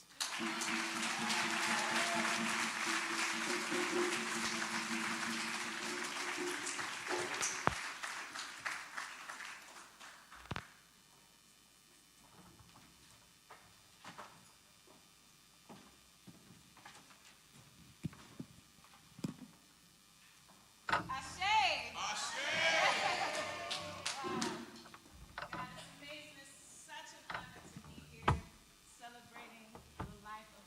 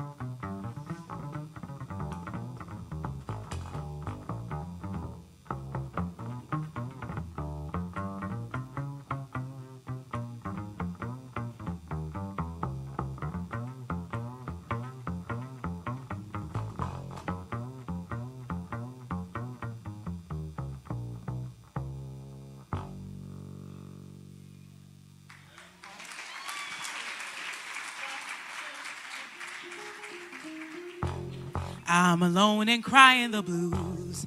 I'm so tired of paying dues. Every morning finds me moaning. Every evening I am moaning. 'Cause of all the trouble I see. Life's a losing gamble to me. Every morning finds me moaning. 'Cause, Lord, I spend many a days and nights alone in my grief. And I pray, really and truly pray, somebody will come and bring me relief. Every evening I am moaning. 'Cause of all the trouble I see. Life's a losing gamble to me. Every morning finds me moaning.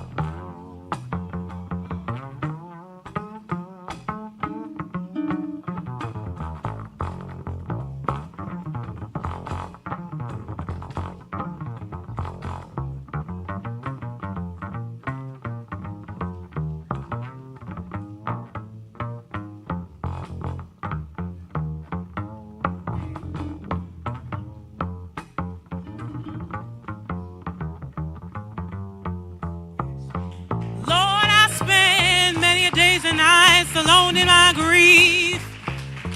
Lord, I spend many a days and nights alone in my grief. Lord, I spend many a days and nights alone in my grief. Lord, I spend many a days and nights alone in my grief.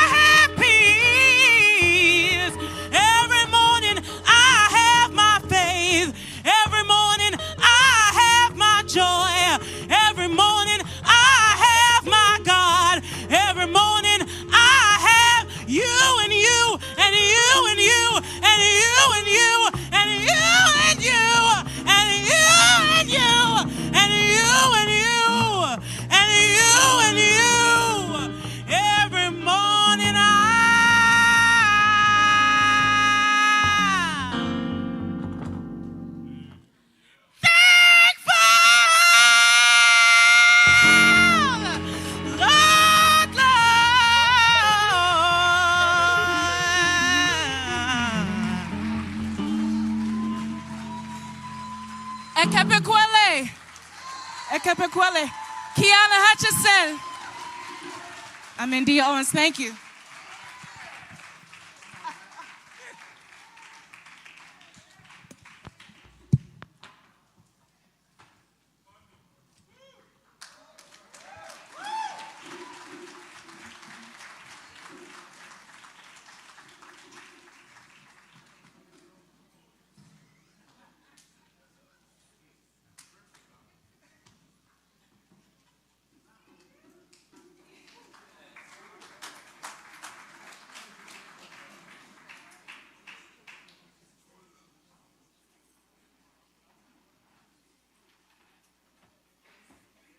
They tore that thing down. Give them another round of applause. And I just want, all three of them were fire. The singing, the basses, every piece of it was amazing. I just want to point out that sister, I want to say it again. At her young age, she has a Grammy, an Emmy, and a Peabody.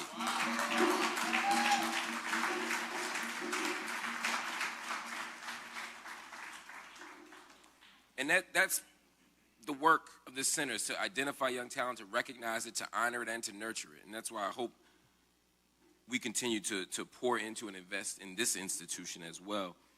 The Malcom X and Dr. El-Shabazz Memorial and Education Center continues to grow in its structure, its content, and its mission. With support from the Mellon Foundation, today the center unveils a landmark exhibit honoring their enduring legacy and profound influence on the human rights struggle worldwide. Look around you. This exhibit, curated by Museum Partners Consulting, traces the remarkable lives of Brother Malcolm and Sister Betty through rare photos, quotes, personal artifacts, and interactive media displays. This physical space more deeply memorializes Malcolm X's work and his martyrdom, as well as Dr. Betty's educational vision. Their values and principles resonate across an array of causes and communities, from civil rights to environmental advocacy, and serve as poignant reminders of their timeless messages. Leading the team that produced this brilliant exhibit are its curators, Claudia B. Ocello, President and CEO of Museum Partners Consulting, and Ernesto Mendoza, owner and design director of One by Design.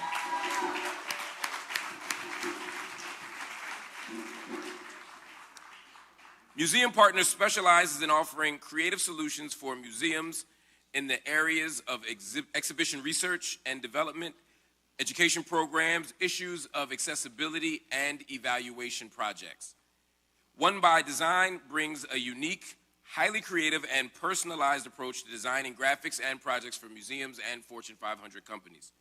And together they brought their dedicated attention to managing the team of exhibit content writers and illustrators, photographers, multimedia firms, fabricators, and other designers to bring this extraordinary work to life.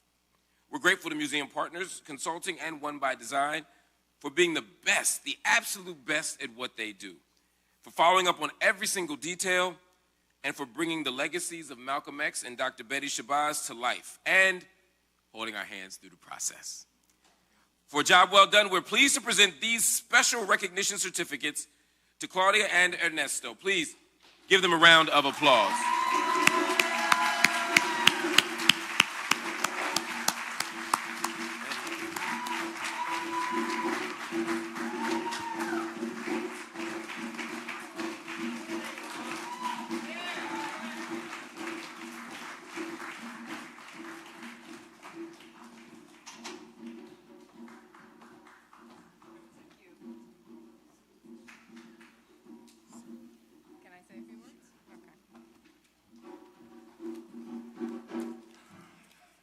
Okay, well, this was a surprise.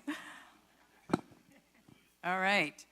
It's about 1.5 years ago that the Shabazz board contacted me about whether or not I was interested and able to put together an exhibition exploring the life and legacy of Malcolm X and Dr. El-Shabazz.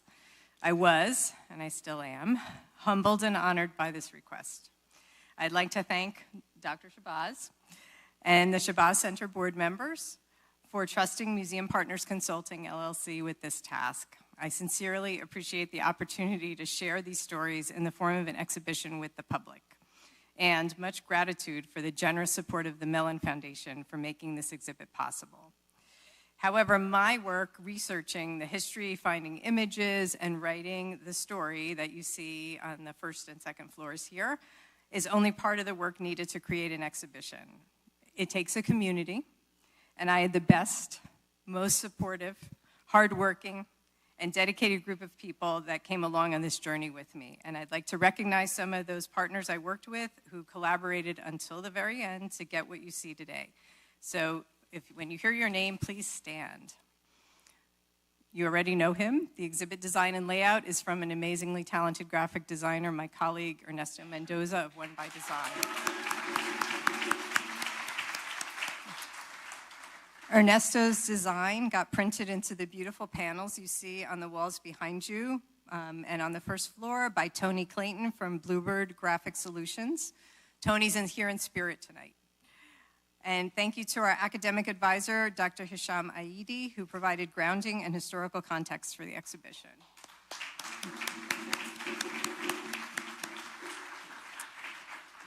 The media projection that you see on the first floor came from a company that listened to what we wanted, heard our suggestions for changes, and executed them flawlessly, thanks to Asa Coleman from Trivium Interactive LLC. Where are you, Asa? All right. Getting the building prepared to install the exhibit is thanks to our colleagues at New York City Economic Development Corporation, led by John Sang. Painting and installing the exhibition help came from a company run by two very accommodating and hardworking brothers, Cy and Latif Belfour of Bonanza Construction and their crew of workers. Are they still here? All right. Someone who stepped in and pitched in where we needed her, was here from opening to closing each day, and greeted me with a smile each time I came in the front doors, was Lizette.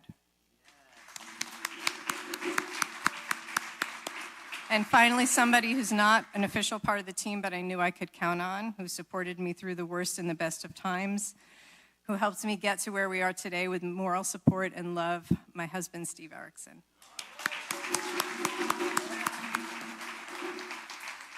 Since I started working with museums 30 years ago, this is by far the most exciting, meaningful, and important project in which I've been involved. Thank you, Dr. Shabazz, the Shabazz family, the Shabazz Center board, I know you're scattered around, and all my colleagues and collaborators, named and unnamed, for joining me on this journey. We did it.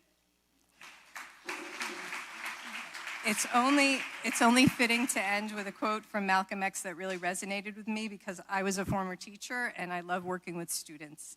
On January 1st, 1965, Malcom X spoke at Hotel Teresa in Harlem to a group of African-American high school students from Malcom, Mississippi, who were on a study trip sponsored by the Student Nonviolent Coordinating Committee.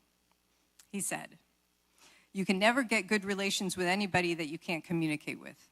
You can never have good relations with anybody that doesn't understand you. There has to be an understanding. Understanding is brought about through dialogue. Dialogue is a communication of ideas. This can only be done in a language, a common language. You have to be able to speak a man's language in order to make him get the point." I hope the exhibit speaks everyone's language and promotes dialogue amongst all who sees it. Thank you so very much.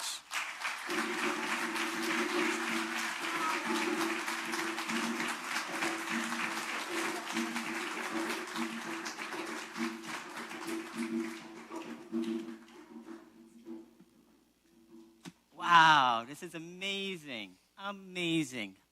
Since Claudia took up half my speech, I'm gonna go through it really quickly. So first, let me start off by, quick shout-outs. I'd like to thank Dr. Shabazz and the center for making this all happen and having the vision to make this place an even more important destination. But most of all, allowing Claudia and I to do what we do. I would also like to thank the team of hardworking people who, without them, this would not have materialized. Thank you to Claudia, again, for putting up with me for the past 2 years and allowing me to wax eloquent about shapes, fonts and sitting through meetings arguing about shades of white and debating whether or not lines should be dotted or solid ones. We're a little crazy, or at least I am, us designers. Dr. Hisham Aidi, and our resident scholar and guru for steering us in the right direction. Bluebird Graphic Solutions for dealing with my nearly impossible standards. Trivium Multimedia for creating a welcoming embrace that was needed in the lobby. Available Light for coming to the rescue for the very last minute. Electrosonic, Atlantis Partners, and the crew of Bonanza Construction, who all shared our pride in this project. I get a little side note. It's pretty amazing how these guys took such pride in putting up these things. It really, it's, after they started hanging up some of the panels, they would take a picture. Nice and proud, everyone took turns in front of all of the graphic panels. So to me, that was very heartwarming and what it's all about. Bonanza Construction, who shared, Composino, Electric, and of course EDC for their tremendous support to this sometimes painful process. And of course, my biggest thank you goes out to my beautiful wife and kids. I'll try not to break down. I'm not an ugly crier. So thank you so much for always being there for me. I love you. To my kids, who I always try to make proud, I hope this is one of those days.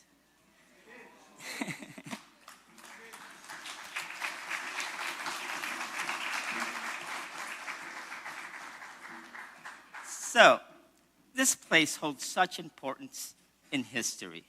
It is with great gratitude and honor for me to be able to clad these walls with Malcom X and Dr. Shabazz's powerful words and allowing me to visually tell their story.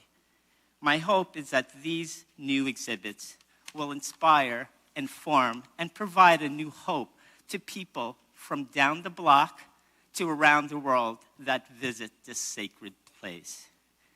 I've been doing this for a very long time and have worked on nearly hundreds of exhibits from around the country and some internationally.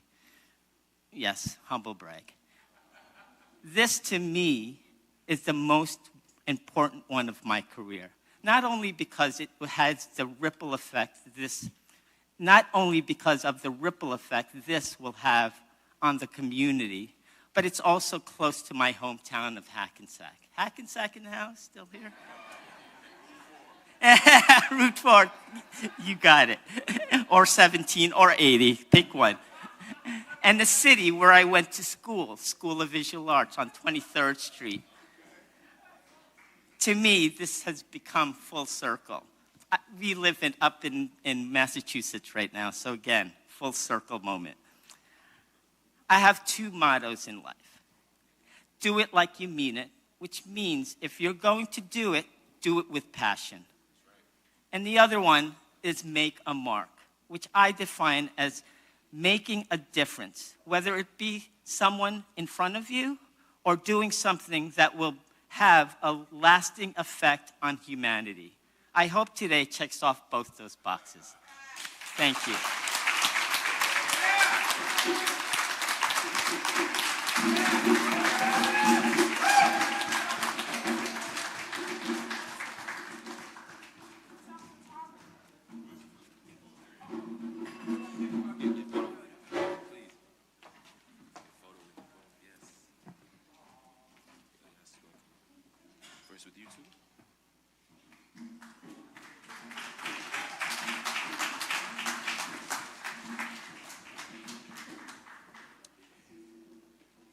You know our next performer. He is a comedian, he's an actor, he's a dancer, he's a rapper. He does it all. And you might have even seen him on season 11 of Wildin' Out. He was on the cast of Nick Cannon's hit improv comedy show. He is an incredibly talented brother. He's been in films, commercials, music projects. He's worked with Swizz Beatz, Chris Brown, and Lil Mama. His catchy rhymes have captivated the attention of the world's leading education platform, Go Noodle, which reaches over 14 million children worldwide on the Blazer Fresh channel, using music and rap lyrics to educate young people. He is a good friend and a perennial favorite of the Shabazz Center.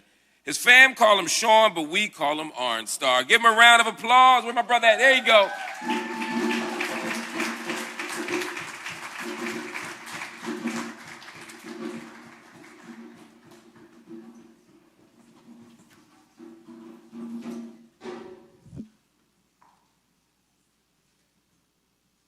Good evening. We give honor to Malcom X, Dr. Betty Shabazz. It's something special when two people collaborate to honor God and really stand for the divine masculine and the divine feminine in its proper perspective, as we see the illusions of the world try to give us different opinions that is against the spirit. And they stood for something. I find myself finding videos that's new to me, but was already done. So I'm truly grateful for the man, the woman, the combination, the family, my big sister. I'm grateful. So this song was inspired by the country of Tanzania, actually. And they have a saying called Asante Mungu, which means thank you, God. And so I was so impacted when I was on that side that I made a song called Asante Mungu. You could cue that up right now. Asante Mungu, Asante Mungu. I said Asante Mungu, Asante Mungu, Asante Mungu. Thank God, thank God, thank God, thank God. It's like, I love you, I watch you, I spot you in every nook and cranny. We know, I listen for your voice and how you saying, I got you. Understanding all the tasks we've been through, we grow, we show. If you got eyes to see and got ears to hear it, you should feel your way into heaven. Keep your vision the clearest, keep your soul the purest, with the greatest intentions. When the lower dimensions show up, we show them the spirit. It's a different type of feeling when you know who to mention, and everything that's opposite of me goes in the distance. What is given as risen, we was chosen as gifted, over and flowing, fulfillment overflowing and uplifted. Life is moving fast, life up in a flash. Move your life from your past, cause life is in his hands. Life is spinning fast, moving righteously with passion. It's Christ up to the masses, his light is never absent. Asante Mungu, I gotta sing. Asante Mungu, we gotta let it ring. Asante Mungu, what that mean? Thank God, thank God, thank God. You should sing it like Asante Mungu. Can I hear you sing? Asante Mungu, can you sing it out? Asante Mungu, what that mean? Thank God, thank God, thank God, thank God, thank. I realize why my father gave his life and why I got mine. Why I feel like it's the same spirit inside. And every single time he finds a way to provide. I look up in the sky like, I get it, God. The sun dies every day just so it could rise. So I'ma turn the page every way ever wise. If they see you in my eyes, know that it's no surprise to me. You forever the greatest, elevated and sacred. Elated, I made it, ever your gracious and patience. Inhabited spaces, miraculous actions is taking, satisfaction replacing tragic awakenings, shaken, pressed down by the spirit of the Most High. I always call on you cause you close by. Hallelujah, alhamdulillah. Asante Mungu, that means thank you, God. Asante Mungu, Asante Mungu. Can you sing it up? Asante Mungu. What that mean? Thank God, thank God, thank God. One more time. Asante Mungu. I can't hear you. Asante Mungu. A little louder. Asante Mungu. What that mean? Thank God, thank God, thank God. We should sing it like, I thank you, God. I love you, God. Alhamdulillah. Hallelujah. Whichever way it connects to you, let the spirit get to you. Let the spirit flow through you. So when you sing, say Asante Mungu. Can I hear you say? What that mean? Thank God, thank God, thank God, thank God. Thank y'all so much. My name is OnStar. Peace and blessing.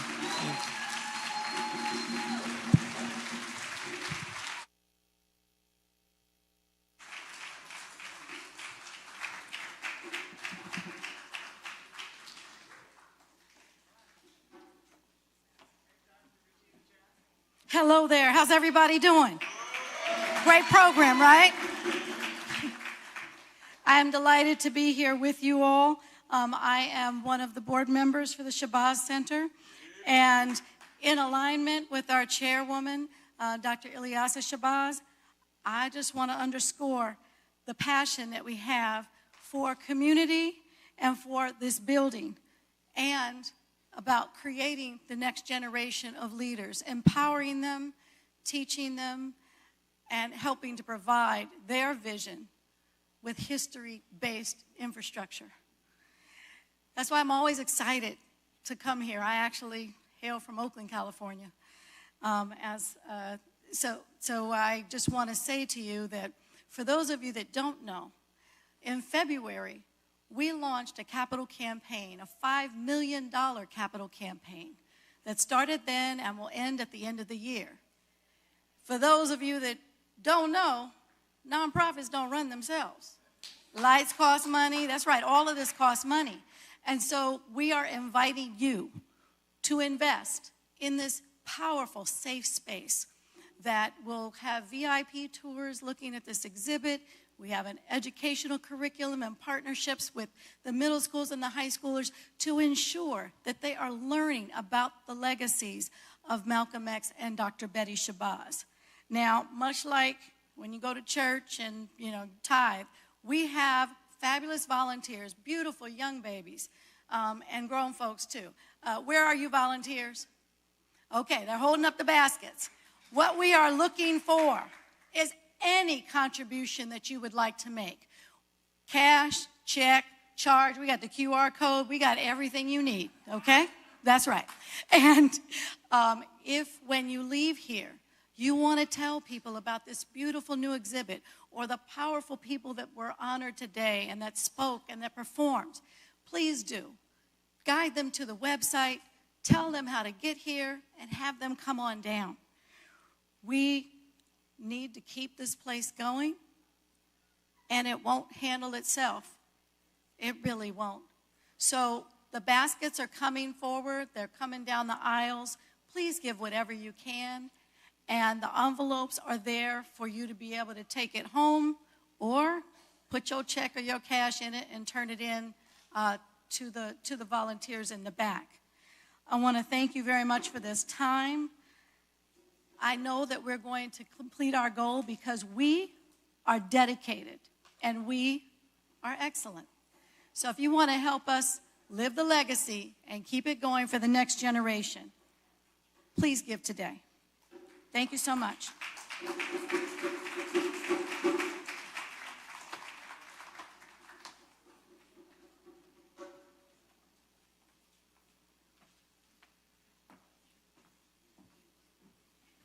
All right, family, this is a birthday, and it wouldn't be a birthday celebration without some singing. So we're going to sing happy birthday to our dear brother Malcolm. The board voted that I not sing a note unanimously. So instead, we're going to bring back up our dear sister, India Owens. Come on up.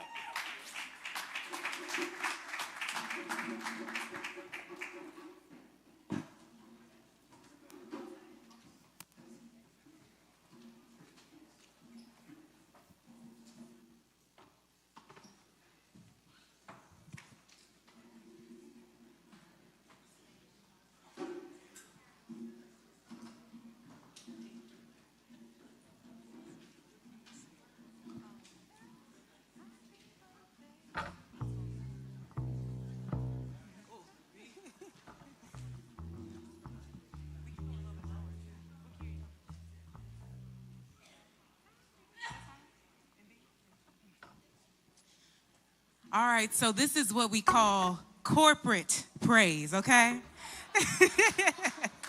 Happy birthday to you. Happy birthday to you.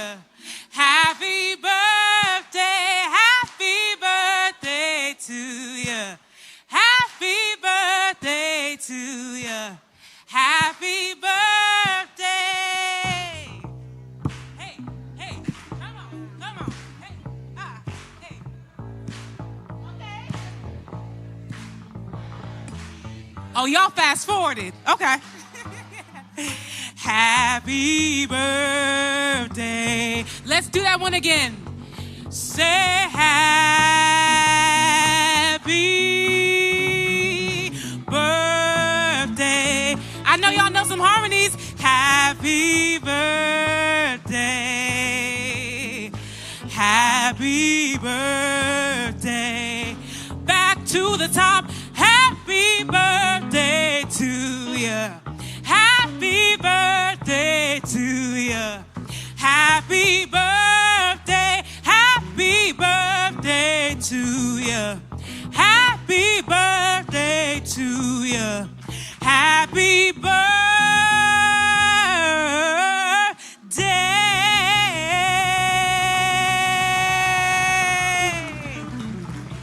Happy birthday, Malcom X.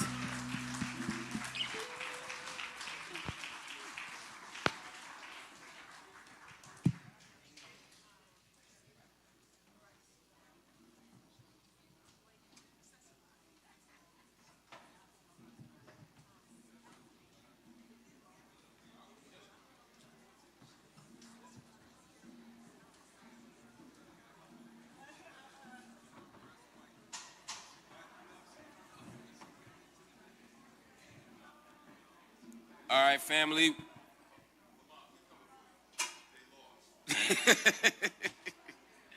That's great. You said the Knicks came back and won by one? Wow. Is that what you said? That's what you said?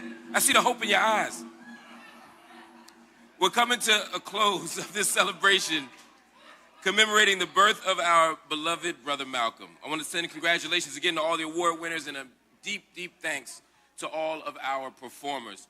We could not produce this event without the creativity and the hard work of a team of dedicated people. The Shabazz Center board members and staff, I'm talking about the production team, the interns, and the volunteers. To all of you, a deep and heartfelt thank you.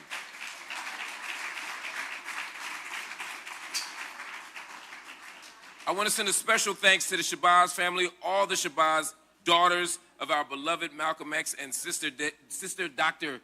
Betty Shabazz. They shared their parents with us, and they continue to lead us, and they continue to keep that legacy alive. Now, if y'all haven't done so already, please use that QR code to donate. There's no way we can continue to do this important work without your contribution. There's no way we can continue to build and grow and strengthen this institution without your generous donations. I don't care if it's a single dollar. If everybody gives something, nobody has to do too much. Actually, before we go, I want to do one more thing. We like to close out the evening, as always, with prayer.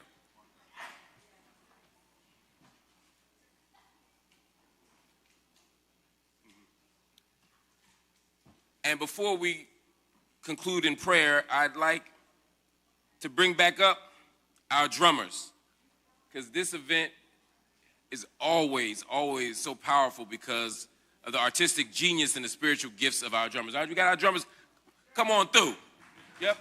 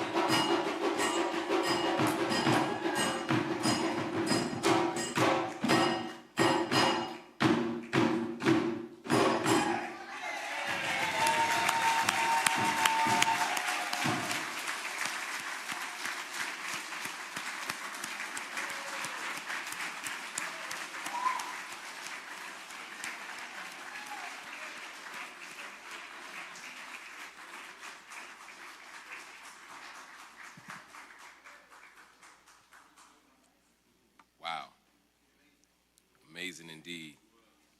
And as always, family, we will close the evening out with prayer. Prayer was something that was essential to Brother Malcolm's life, and it is especially fitting that the son of the imam who delivered the prayer at Brother Malcolm's funeral is here to lead us in a closing prayer tonight. Coming to the stage now is Sheikh Muhammad Al-Jabir.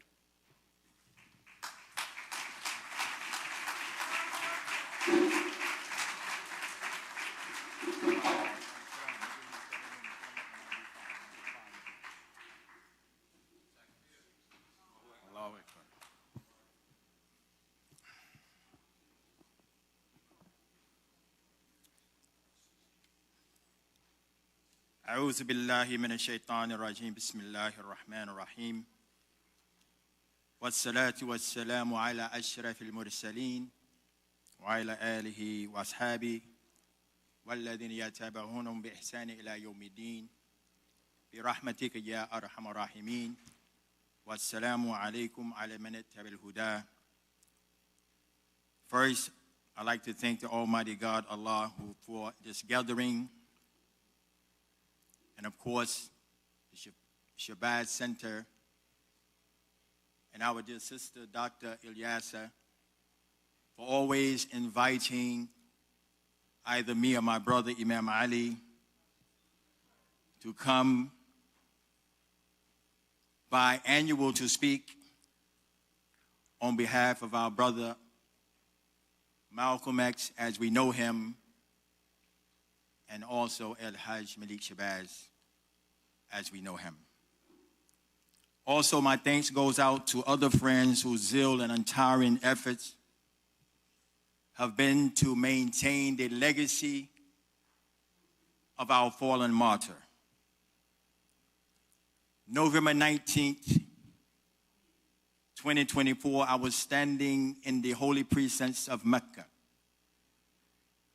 That is exactly 60 years when our brother Malcolm stood, April 19th, 1964. It was very impactful.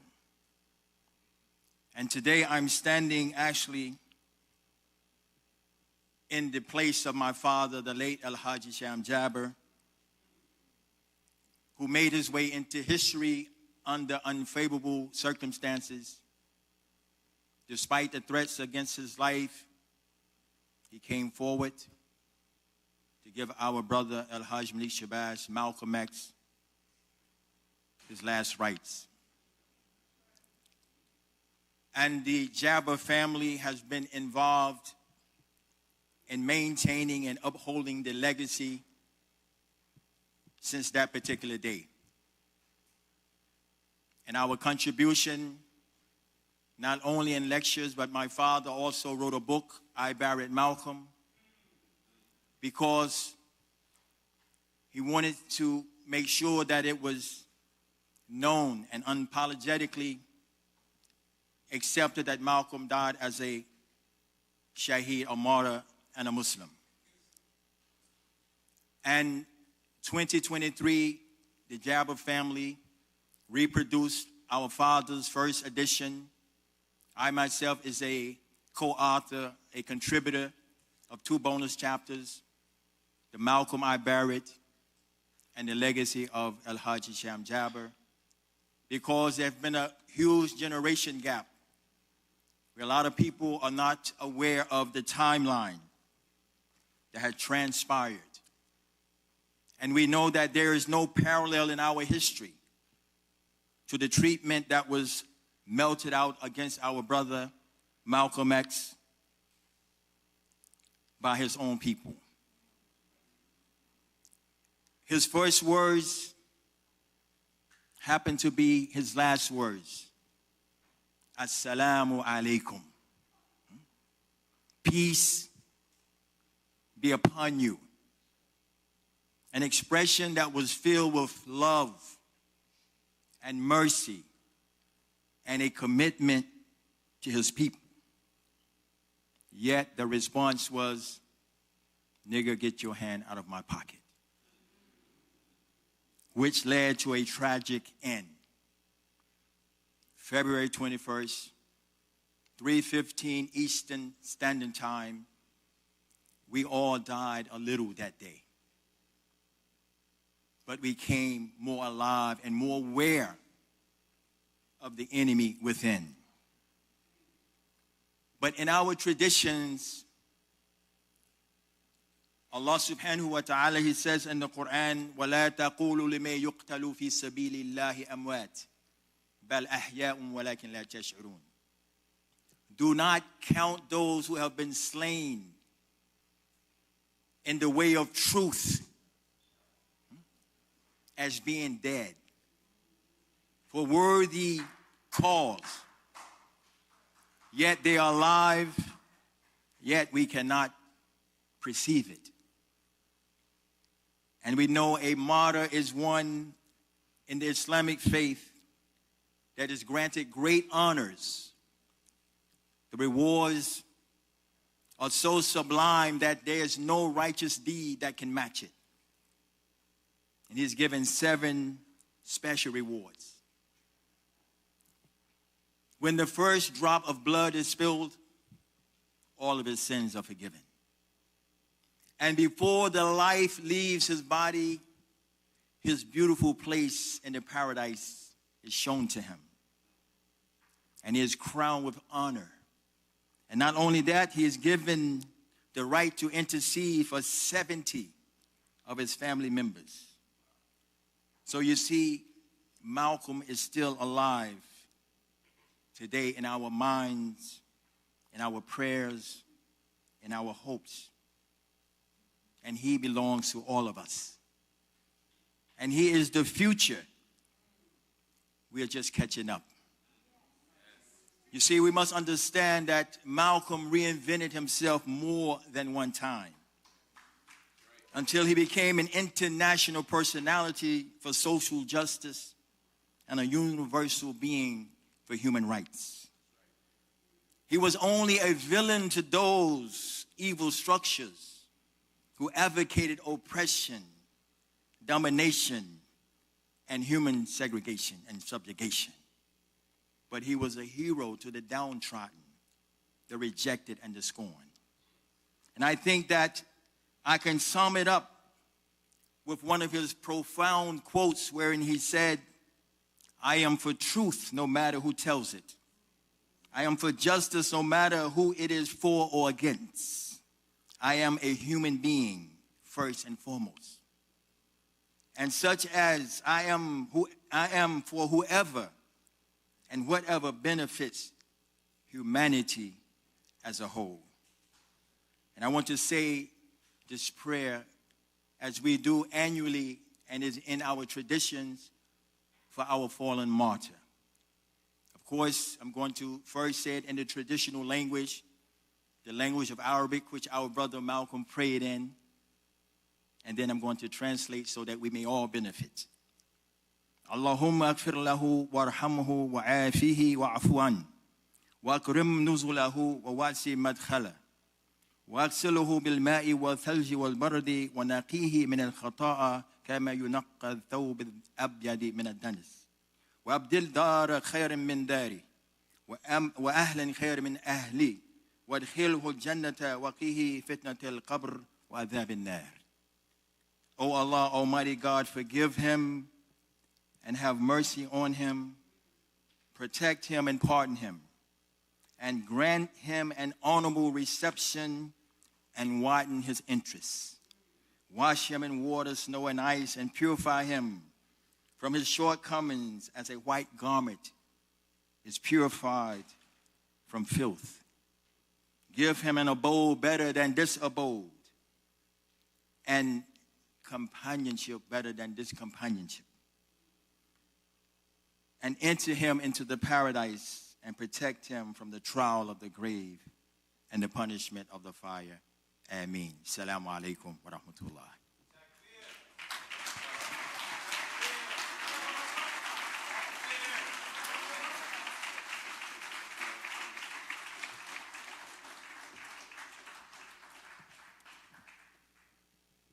My dear family, we have done it again.